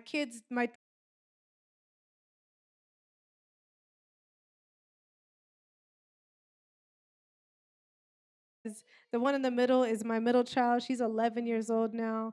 And the one on the right is my son, who's 4. And so they got to see the car. The car's name is USC Traveler. I went to USC, and we're big USC fans. I think that that's another thing we find bonding and family time in, right? Is football and sports. Mexicans are Raiders fans. It's a hard experience for them. I mean, for me, I guess I don't really know if I'm a Raider fan, but like I'm a USC, Raiders, Dodgers, Lakers. There's a lot of pride we take within the teams, and that's why you saw when Kobe passed, how they sang was it Amor Eterno, to the mariachi sang it to him, right? And it's just like the whole that's what brings us together.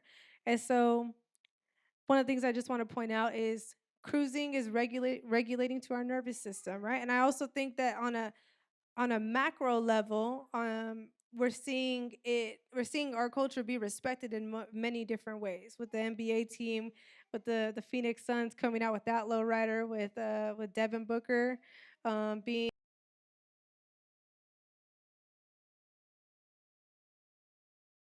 Did you grow up in lowrider culture? Not as much as you did, but as I'm hearing you talk about it, I'm also hearing like even the picture that you're showing here, Brittany, stories being told. Right.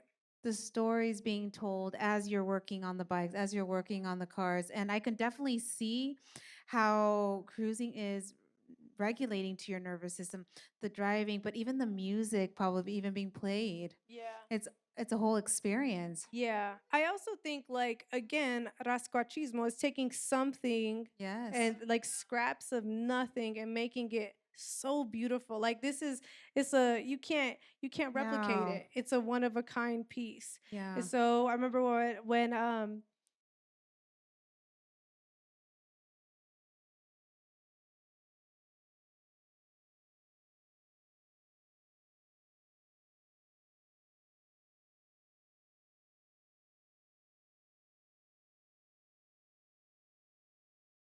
as well. No, So absolutely.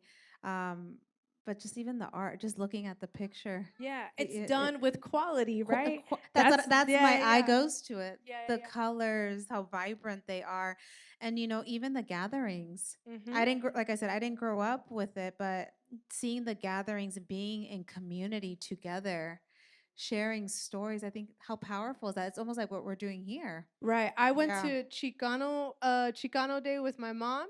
Oh my, it's so in Chicano Park, so many, I mean, lowriders from San Fernando Valley, from here, from Riverside, like from up Bay Area, like Everywhere. so many people there, and nobody fought. And or maybe people fought. I never saw it. But I mean, like there was good food. There was oldie. Yeah, Raider fans get lit. Well, we were in San Diego, so that's a sensitive topic for those folks. Yeah, but I mean, like, it was a time where people came together, and and ate good food and listened to music and, showed off their cars. And Yeah. they even had like the remote control lowrider cars that like jumped. It was pretty Yeah. cool. They have it in Whittier, coffee and cars Oh, okay. events, right? Combination of That's both. dope. That's But just dope. coming together as a community and being able to share this experience. So I think this is beautiful. Thank you, Yeah. Brittany, for sharing that. Next is music, right? So this is there's so many artists that came to mind when I thought about music. I even struggled to figure out like how would I even conceptualize how music is healing within our culture. And I think one of the things that it does is it connects us to our culture, our roots. When you think about Selena talks about like I didn't really like Mexican music. Selena was inspired by Donna Summers and like a lot of those artists. But she talks about how like learning the language and singing singing and with her dad connected her to her roots. And I think that's what's happening right now. Yeah. Like being Mexican is so lit right now with all the artists, right? It's hot. I gotta admit, I'm a hip hop head, but that Mexican OT, his songs are popping. I think about even regional Mexican music. Seeing Peso Pluma on Jimmy Fallon. Yeah. You could see like he was like I think he understood what that meant, and so it's like something that I would have never seen in high school of like that being popular or that being like even Grupo seen as Frontera. value. Well, even Grupo Frontera, right? Oh yeah, they went to Harvard. Like that's so dope. They deserve to be at Harvard. Yeah, no, they deserve it. Sorry, Kim, but you see it because you and I had this conversation, Brittany. But when I was in high school, norteñas were not in. You would listen to them at the birthday party, or but now everybody, Shakira has a norteña song. That's crazy. And my husband told me about it. I was like, it's a little odd. It's a little odd, but it's I'm digging it. Karol G has one, but it's coming back. No, Mexicans specifically are getting their shine right now. Oh my gosh. Like for sure. And I think one of the things that I also think is dope when you think about music is there's a fusion of traditional with now, right? Yes. So we think about classic example of Selena. Yeah. She had traditional music, but she was also a Paula Abdul fan. Yeah. And Donna, you could see the inspiration of Michael Jackson in her dance moves. Like you see that fusion with Richie Valens, right? I mean, from Little Richard to Santana was inspired by Jimmy. This fusion of what I'm inspired by right now, but also with our roots. And I think that coming into the mental health field, I've had to come into that. I've had to learn the research and like all this stuff, but I've also had to make it my own with what was important and impactful to me. And I think that we both do that. Yeah, and as I'm listening.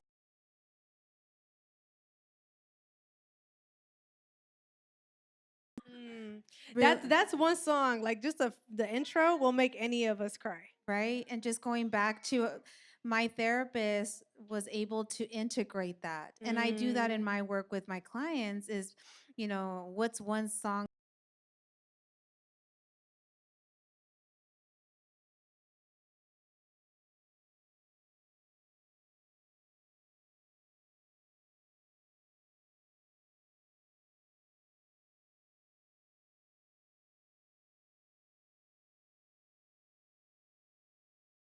it's like the lifeline, right? Like same. That song, my grandma always told me from I was a little kid, she always told me to play that song when she passed. My grandma, I swear they knew each other. They had to. She's like, I was like, oh, grandma. Yeah. Same thing. The other piece though is I think like music we're all inspired by music based off of where we grew up and who we grew up with. I think about like I grew up with like looking up to my older brother or to my cousin Liz and my cousin Monica. Monica had like that Chicana style. My San Diego cousin taught me about the lip liner and the big hair and just how to be cool in that way. My cousin Liz taught me about Mary J. Blige and the 90s classics, right? And I think like that's really important. The older cousins in your family, they really teach you like what's cool. And that in turn is where you kind of find sense of identity, but also what you're into as well. No, yeah, and I think about it in high school too, right? Like being able to turn to our peers Right. and right, It's where we find acceptance and accept community, right? absolutely. So I think that just interconnecting all of this that we're talking about, wanting to feel a sense of belonging. For sure, exactly. And sense of belonging is very healing. We need Yeah. that to heal. In fact, we need that to heal. So when we talk about like I just need to be alone or you just need to be by yourself. Yeah, there's a difference between isolation and solitude, but we do heal in community. And a lot of times we heal by listening to music together. Sometimes you just need that one song. All right, this is a little bit of a chisme, but why do Mexicans love Morrissey? There's probably more Mexican Morrissey fans than Peso Pluma fans or whatnot. And I was really curious about this because I got to be honest, I don't listen to the Smiths like that, but there's a huge Mexican population love Depeche Mode and the Smiths and the Cure and rock, right? Mm-hmm. And I asked my intern Caesar because I really couldn't from just someone who doesn't listen to music. I needed his perspective. And he talked about, I kind of want to read this because he gave a really dope perspective on it, but he talked about how growing up in a machismo culture, men were conditioned to suppress their emotions with music expression being the exception. He talks about figures like Vicente Fernandez use their art openly to discuss struggles with depression, alcoholism, and heartbreak. I believe Morrissey plays a similar role for Mexican Americans. And so I think that one of the reasons he's talking about is Morrissey makes it safe to be vulnerable and to be emo and to be sad. But also, if you listen to the music's uplifting, which leads us to, what does window of tolerance mean? Window of tolerance means that we can feel something really tough and sad, but we're not in a full-blown panic attack or depressive state. We're able to feel it and move through it. And I think Vicente Fernandez for sure does that. Yes. But from what I'm told, Morrissey does too. And I also think that it brings us to this conversation of like, why do some folks get a pass? So, why, thinking about Morrissey, thinking about Gwen Stefani had that music video where she looked all cholad out, right? Yeah. You think about Shia LaBeouf, like Mexicans love Shia LaBeouf. You think about, who's the other one? Oh, I didn't even think about Bobby Caldwell. Like, so many people didn't even know he was a white dude. But I think that, or Bradley from Sublime, grew up in Garden Grove. That's a good one. I think that I think it's different because when they express the culture, it's because they come from the neighborhood. So Gwen Stefani came from Anaheim, right? Bradley came from Garden Grove. He has songs in Spanish. You have, I just think that there's ultimately some authenticity to how they're presenting it. And everyone has their own opinion, but I think that's what's different with them versus like the Hailey Bieber and lip liner and the. Well, that's what I was gonna say. Even going back to, I'm sorry, but Kendall. Kendall, she's popular, right? No, no respect for it. Yeah, I'm glad that you brought Chente up. Yeah, because mad respect. Because one of the pictures that comes up for me right now is just imagining men with their tequila or their beer, listening to Chente and being able to talk about what they're going through, and you see them crying.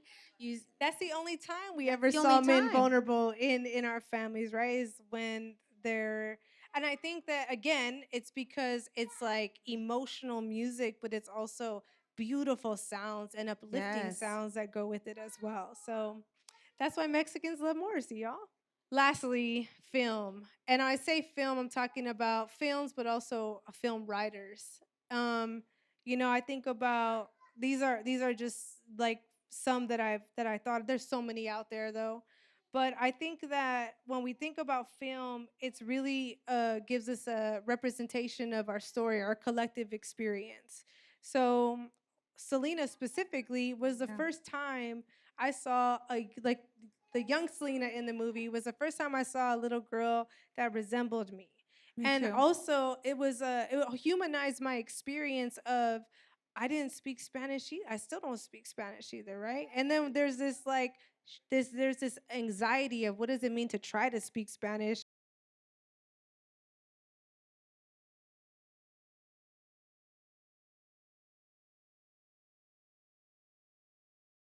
Yeah. I think about Flaming Hot. That movie right there is a really solid um like representation It of is. my parents and their struggle and Mm-hmm. their story. And I think Yeah. one of the things that we see within all of these movies is like relentless perseverance. Yeah. Like you are not gonna tell it. We're denied 15 times. We're gonna make it the 16th time, right? Yeah, And I absolutely. think that is all of these movies push the boundaries, push the limits from Richie Valens to even Bob. Like Bob was the fact that he didn't get an award for playing Bob, like that's crazy. That's such a classic movie.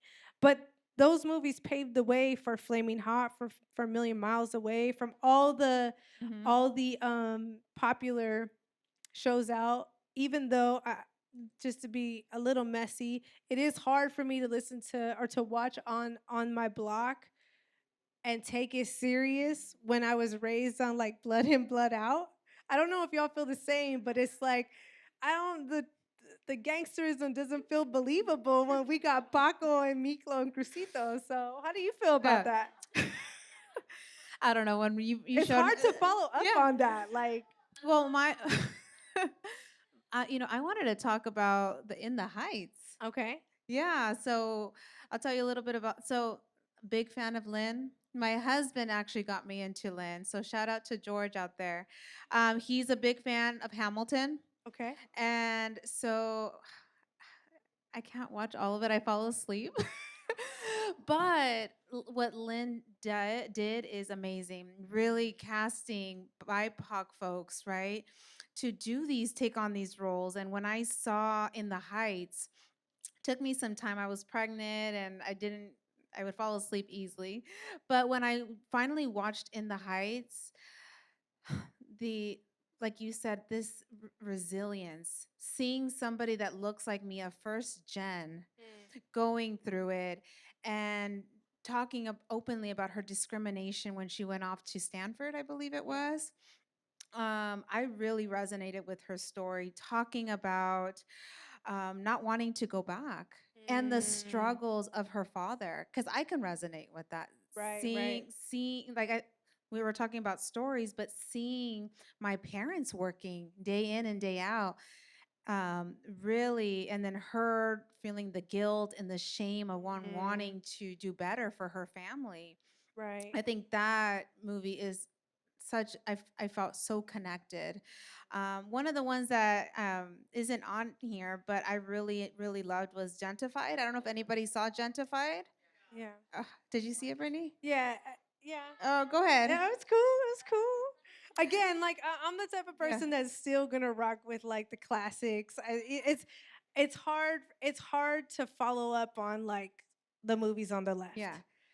But it was good. I loved it. I just was so disappointed that I thought it was really great. I thought they were going to continue with more seasons, and then they cut it off. And, Yeah. but the fact that stories being told about our experiences, and this is such a beautiful way of representing art, right? So I don't know. When I saw this slide, when you sent it my way, Coco. I know Coco's not on there. Yeah. But Coco was another way of really processing grief. That's right. Yeah. And also for fourth, fifth generation Mexican Americans, connected us to like how to deal with grief. Yes. In like honoring those roots and Mhm. like practicing them, right? Even though because for so many reasons, a lot of us are disconnected from like the traditional types of things that were in that movie. But I think it was very important to again, like Selena's music, connect us back to our culture. Yeah, and I love that you said about that about Coco, because I recently had a grief and loss group, and they asked, "How do I create an altar?" And we talked and referenced Coco because it does such a beautiful job. Right. And how they represented, how do they make the altar, the story behind the altar, and how the family processed grief. So I think that one's a great one. And you put Encanto in there. Encanto's a beautiful representation of family dynamics, with the grandmother and the relationships. Right. So that's one that my son's seeing, and I felt really connected seeing a Maribel with the curls, with the glasses, with the dresses. Right. So I think this is just such a beautiful way of us processing. And that movie just processed so much. For sure. And it's also a way for us to connect to like parts of ourselves, right? There were movies that we really rocked with as a teenager, as a young kid, like and even right now. So I think that that's something that's also healing, connects us to different parts. Why is Selena important? I mean, we all have our own reasons, right? But for women specifically, she broke a lot of barriers within a very male-dominated space. And I think that, again, she merged the genres, she merged the styles, she's representation, the crossover appeal. And she was a role model for women, like that you can do not just one thing, but that you could be a wife and you could open up a business and you could also challenge relationships in your family. Seeing how she challenged. I love that Selena was like, no, I'm going to do this and I'm willing to deal with whatever from my dad. And there's just so much courage that she kind of gave us permission to challenge certain things within our families. And that's, a lot of us have fond responses because there is this hierarchy and of respect. And I think that that's a beautiful thing. I think respect is necessary, but I also think that if the consequence of that is us not being our true selves and us not like doing what feels right for us, then it could be very problematic for us in the future. Yeah, I absolutely love Selena. One of the many reasons is she was an amazing entrepreneur. Yeah. And one of the things that I really resonate with her as an entrepreneur is when she started her fashion line, she worked with a designer. And one of the beautiful things was she gave him tons of credit. And I respect that because I feel like that's part of my own work ethic too, in which I love to give flowers to my team. And the designer said, Selena didn't have to put my name on it, but she did, and she uplifted him and wanted to empower. I also love the fact that she dipped her toes into all different music genres. She did mariachi, right? Right. She did oh my God, she did so many crossed cumbias. over to cumbias to disco. She did all of it, and she did it with such beauty and grace. Yeah. She nailed it every time, and I love when you said that when she decided to marry Chris. Yeah. I know what it's like to like really be sure about something, but it not necessarily being received for whatever reason, like really trusting yourself and not compromise. That takes courage, especially within our family system. Yeah, she really challenged her father a lot, from her fashion to her relationship. Yeah, she was probably that kid that taught him a lot about himself. Yeah. I think just kind of going off of, from Selena to lowriding to street art to tattooing to fashion and makeup. I think essentially when we think about Selena, it's like this concept of when you win, we win. When you heal, we heal. Right? So our healing is not just for us, but it is going to benefit your relationship with your kids, your relationship with your community, your relationship with your future person, right? It is a collective experience. And I think that that's something that all of these artists have taught us. Yeah. When we're in our darkest time, we really do turn to artists to get us through, whether it's music, whether it's art, whether it's fashion, and just wearing a bomb lip liner and that makes us feel fire. Like that's what gets us through. Or even getting our nails done. I'm not big on that, but I have clients that are like, I got my nails done. Let's get into it. Yeah.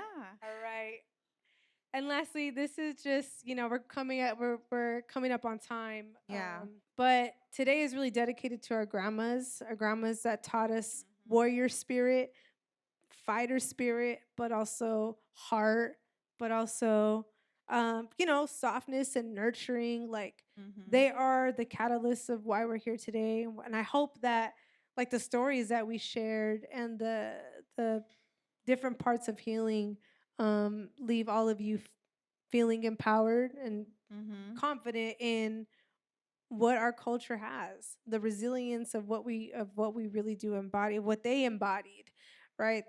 And so they paved the way to get us to where we're at. And I'm sure all of us have that grandparent or that elder or that ancestor that did that for them. No, and maybe that's something we can open it up to the audience because we're going to do some Q&A, right? But yeah, this is definitely dedicated to these beautiful human beings. These are literally the stories of resilience. These, when Brittani shared with me her picture of her grandmother and her grandfather, and I'm like, man, they really are looking down at us. I can't front, like, that picture of my grandma up there, the one that looks gangster. It kind of scares me. The little, but my family's here. Like, that is really my grandma. Like, she look at you and you're like, let me sit up straight. Right.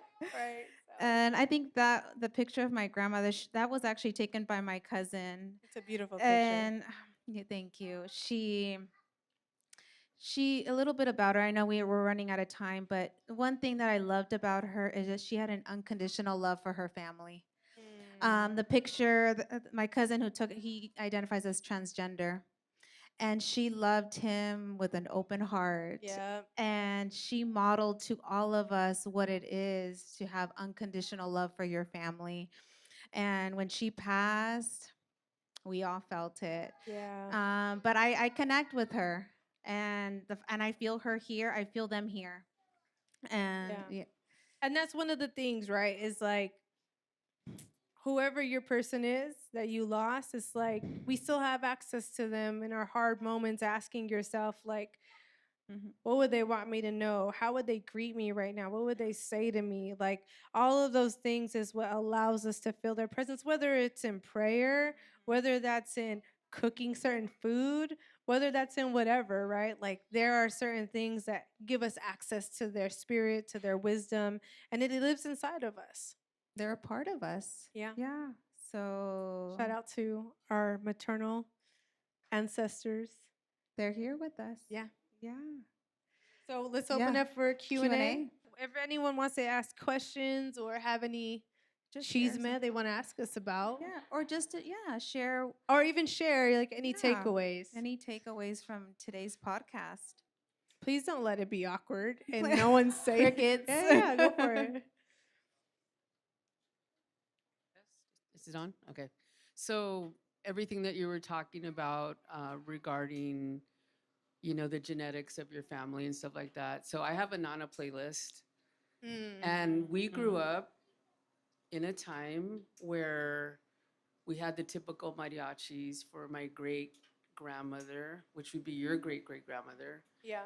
And it was all family, food around the table, kids running in and out of the house, and I also cook a lot of my grandmother's recipes. I don't have them quite down like I would like to have them, but, I love hearing the music when I'm in the jacuzzi and I throw on some Vicente. I'm 5th generation.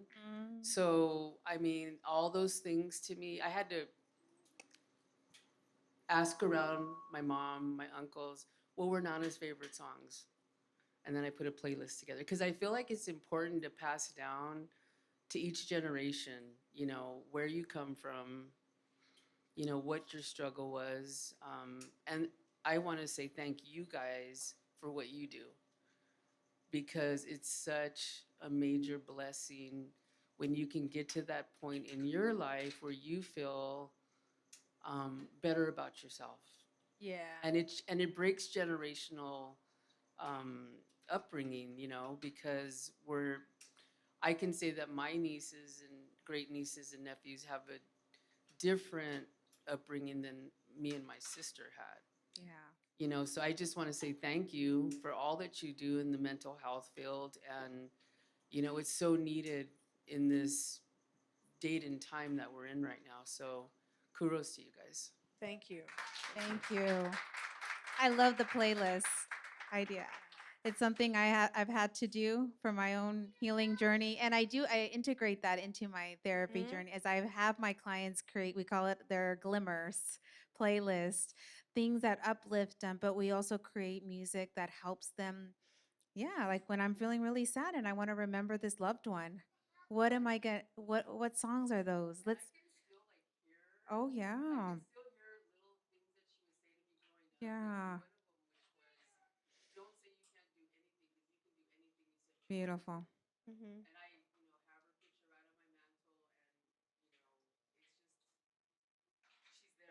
Yeah. Mm-hmm. And that's that knowing, right? Like it all shows up for us differently, but I think that there's like this deep knowing of like when we feel the presence. Sometimes for me it's like just a drive home and it's like no music and I'm like, oh, you can feel that presence. And I feel like a lot of that is getting in tune with like processing our trauma because trauma disconnects us from the body. So when we could be in tune with like the here and now, or we could feel that presence, it's reconnecting to our bodies as well. Yeah. Yeah, absolutely. Thank you for sharing. Yeah. Thank you. Clap, Thank clap, you. clap. Yeah. Thank you for being here. Yeah. Any other questions? Yeah. Yeah. Should we pass Let's give him the mic. let's pass you the mic so that we could get you on the audio. Yeah. Thank you. So you guys were talking about TV shows, and you kind of rolled your eyes at Hentified. I wanted to ask about maybe two other specific shows. I don't know if you've seen them or not. One Day at a Time and Party of Five, where they recast it as Latinos, changed the entire, well, tried to keep it to the same storyline, and maybe even like a new show like This Fool. Does Oh yeah, I saw that. Mm-hmm. yeah, like Yeah. I don't know, how does that resonate? Like I'm watching it from a very different perspective than probably its intended audience. So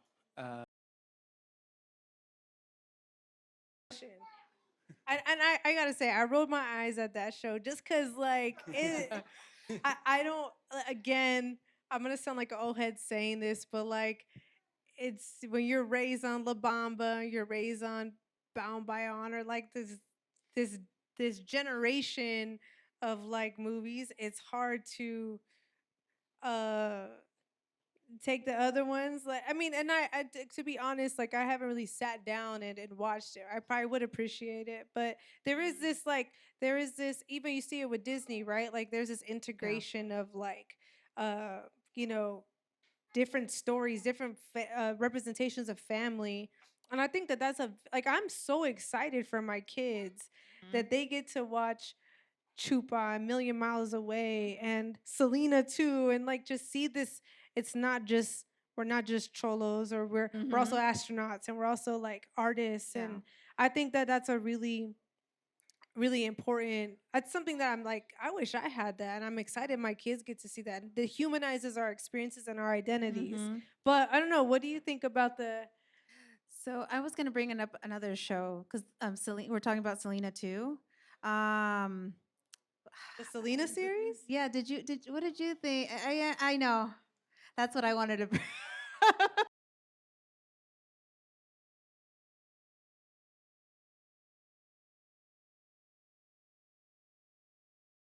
Remake it. It's hard to follow up on. I couldn't finish it. I feel you on that. Yeah. Because we saw the original, and there's just like really no. And there's a lot. Yeah, there's a lot of emotion tied to the original. So no, yeah, there's just something about like really trying to replicate classics. Yeah, for sure. Yeah. For sure. That's what my challenge Yeah, is. But I yeah. do think that like the storytelling and like I think about in therapy, right? There's a form of therapy called narrative therapy. Yeah. And like in narrative therapy, you would think about like your childhood, right? What would the title of that chapter be? Thinking about that right now. Then you go into like maybe middle school. What would the title of that chapter be? And you go into high school. What would the title of that chapter be? Thug life, you know? and then you go and you go into young, all these different stages putting words to our experiences and images to our experience, and then also music. I think about La Bamba. You think about the last song by who is it, Johnny and Sleepwalker, right? You hear that that song probably was never intended to be a sad song, but to us, it represents the loss of Richie Valens, right? Yeah. So I think there's something very powerful about that. Just like really Well, not touching classics. What do y'all think Yeah, about yeah. like the new? Yeah. Go ahead. Oh, I heard that one. And Mhm. I heard that. And that's a hard song to sing. That is. And it has to be done right, I think. Yeah, he did it. You know what I was also talking about? The Karol G song, Mi Ex Tenía Razón.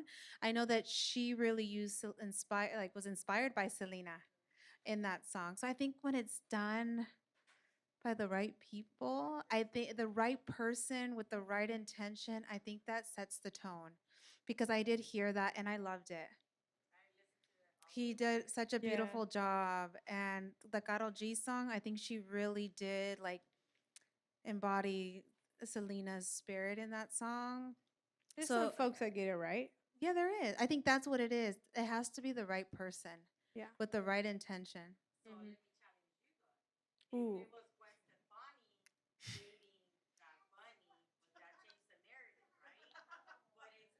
Gwen Stefani now or Gwen Stefani in the 90s? Just Gwen Stefani? Yeah. Would it challenge how?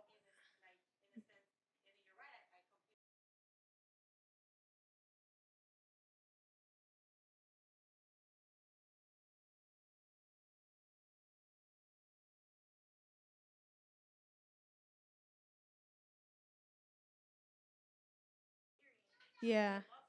Like I don't know if I probably, if like for example, if Gwen Stefani dated a Mexican or Bradley from like, it would make sense, honestly. Like I don't know, like it's where a lot of, even thinking about LA, how tight black and brown culture is. You see it in car clubs, you see it in music, you see it in fashion.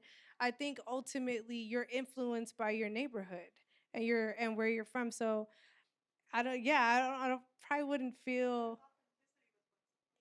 Yeah, but that's what we're saying, right? Is there's authenticity of like, there's this, you think about that time, it was a time where baggy jeans were super the Kid Frost talks about buying baggy jeans so that you could grow into them, you could make them last. But then baggy jeans weren't really accepted until it got to skate culture. And then you see that merge with Gwen Stefani and the grunge movement. Even Zach De La Rocha from Rage Against the Machine is like, it's like this merge of two cultures coming together. And no, I probably like, it probably wouldn't. It's definitely not the same as Bad Bunny and Kendall Jenner and Gwen Stefani married a down ass fool from Anaheim. Like it just, if his socks are high. No, but I agree. That's thank you for challenging me on that, because I think that's what I was trying to articulate with that section is like, again, a lot of people don't know Gwen Stefani is, and I think when you see that on TikTok, right, it's trending. Or Gwen Stefani gentrified, or took from the Mexican, tried to be a chola. A lot of them don't understand, like us at that time, like Mexican girls loved Gwen Stefani. Maybe some of them were offended, but a lot of them loved Gwen Stefani and how she dressed, and whatnot. She's not getting as much backlash as Nah, Kendall. No, I mean Kendall Jenner has no ties to tequila. But I guess it goes back to what you said, right? It has, like, we need to look at the bigger picture, right? She respects us. She respects the culture. Well, the Kardashian. Exactly. And she honors. Right. Yeah. And that's the big. I think as a culture, like that's like how we rock, though, right? If you're respectful, if you're genuine, Exactly. and if you are just Humble. like you're not just accepted, like you're embraced in the family, like you. And I think that's important to us. Those are our Yeah. values. But the Kardashians and the Jenners go against that, right? Yeah, I mean, what I clearly see is a good business move, and that's that might be a messy statement, but it's just like, yeah, yeah, no.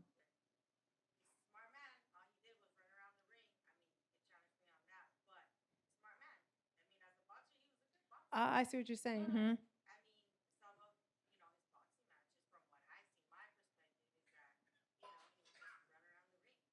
Yeah, yeah. Mm-hmm. Yeah, thinking about boxing, I remember being.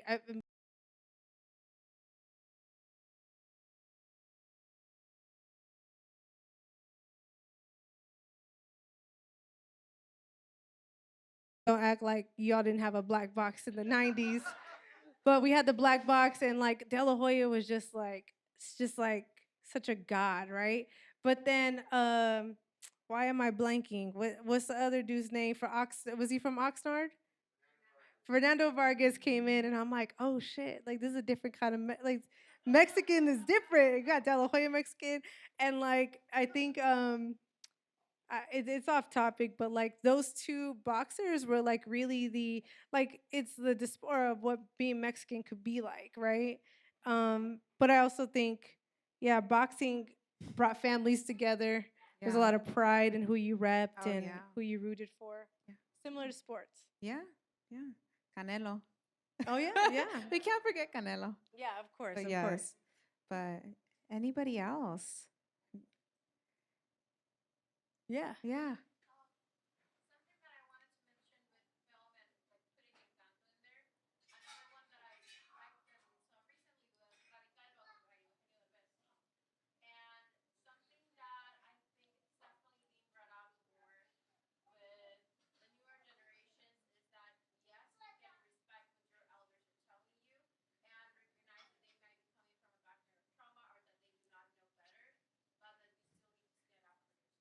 Right. I love that.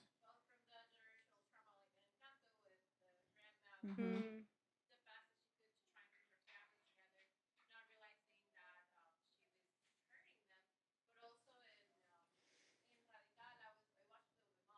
Mm-hmm.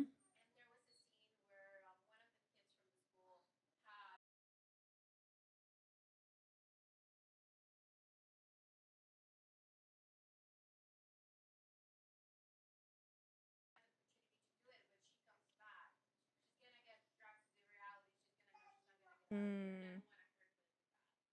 Mm.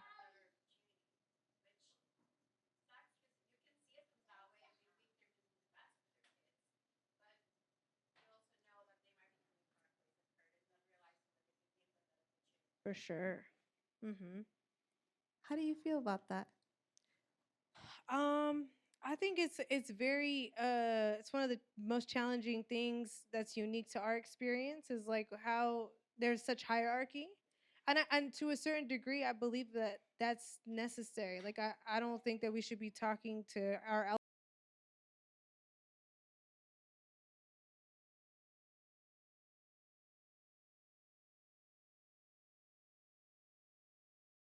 dual experience like very challenging to navigate. Mm-hmm. But it makes me think a million miles away when he's like so determined to become an astronaut.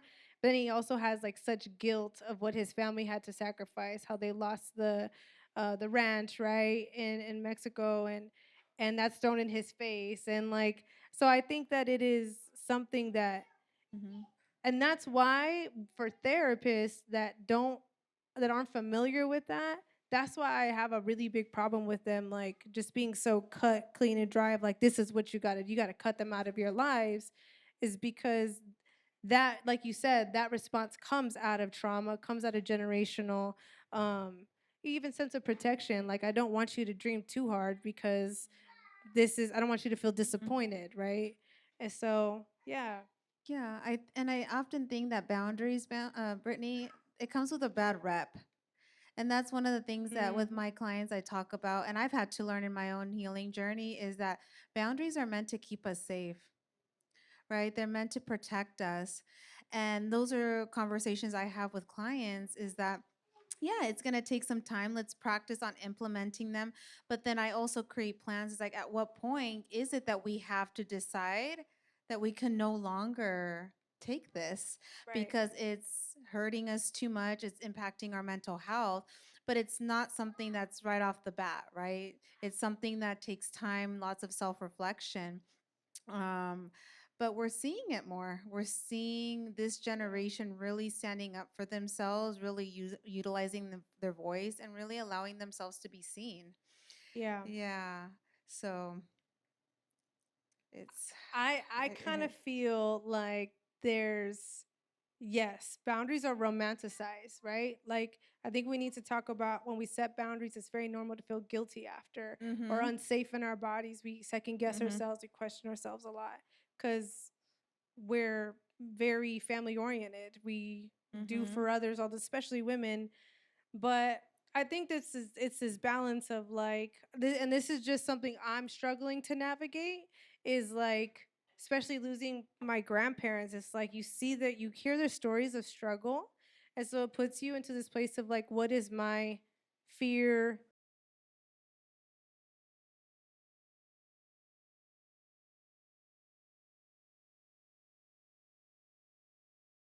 for your community and your family? Like, one of the reasons why I opened up my practice is so that other therapists can come into doing therapy and be themselves and be safe doing the, do the work the way we know to do the work. But then there's this part of rest that also I struggle with. Like, I don't know how to rest. Like, I woke up, I went to bed at 12 because I went to such a dope football game. Shout out to Harupa Hills, who won the football game last night. So dope. And I'm preparing for this, and I woke up at 5 a.m. and I like don't know when to. I'm struggling with figuring out that balance because you're just so focused on like fighting, right? And that's what I'm talking about with my grandmothers, is navigating that balance of, warrior spirit, but rest and openness and softness as well. And so we need both, essentially, and that's not something that we learn tomorrow. It's constant unlearning and deconstructing. And this is one of the ways that we do that, is by having these vulnerable, open conversations. So great. I don't think we really talked about it today, but post-traumatic growth. Right. Right. Or generational wisdom and not trauma, right? Well, as we wrap up today, I want to say thank you to everybody who showed up and supported us today. It's been an honor to meet a lot of you. I know a lot of you guys follow us on our social media platforms. It's so beautiful to connect with you in real life. Yeah, in real life. That's so dope. I feel like I know a lot of you. I know I told you that before, but it's so beautiful to connect and to meet and to, share space. And thank you for sharing your evening with Brittani and myself. It's been an honor. It makes me emotional just seeing all of your beautiful faces. Yeah, and maybe next time we'll do another one of these and we'll have a carne asada. Yeah. So next time, thank you for tuning in to our very first live podcast at the Wholehearted West Coast Living Podcast. And Cafecito y Calidad. We're out.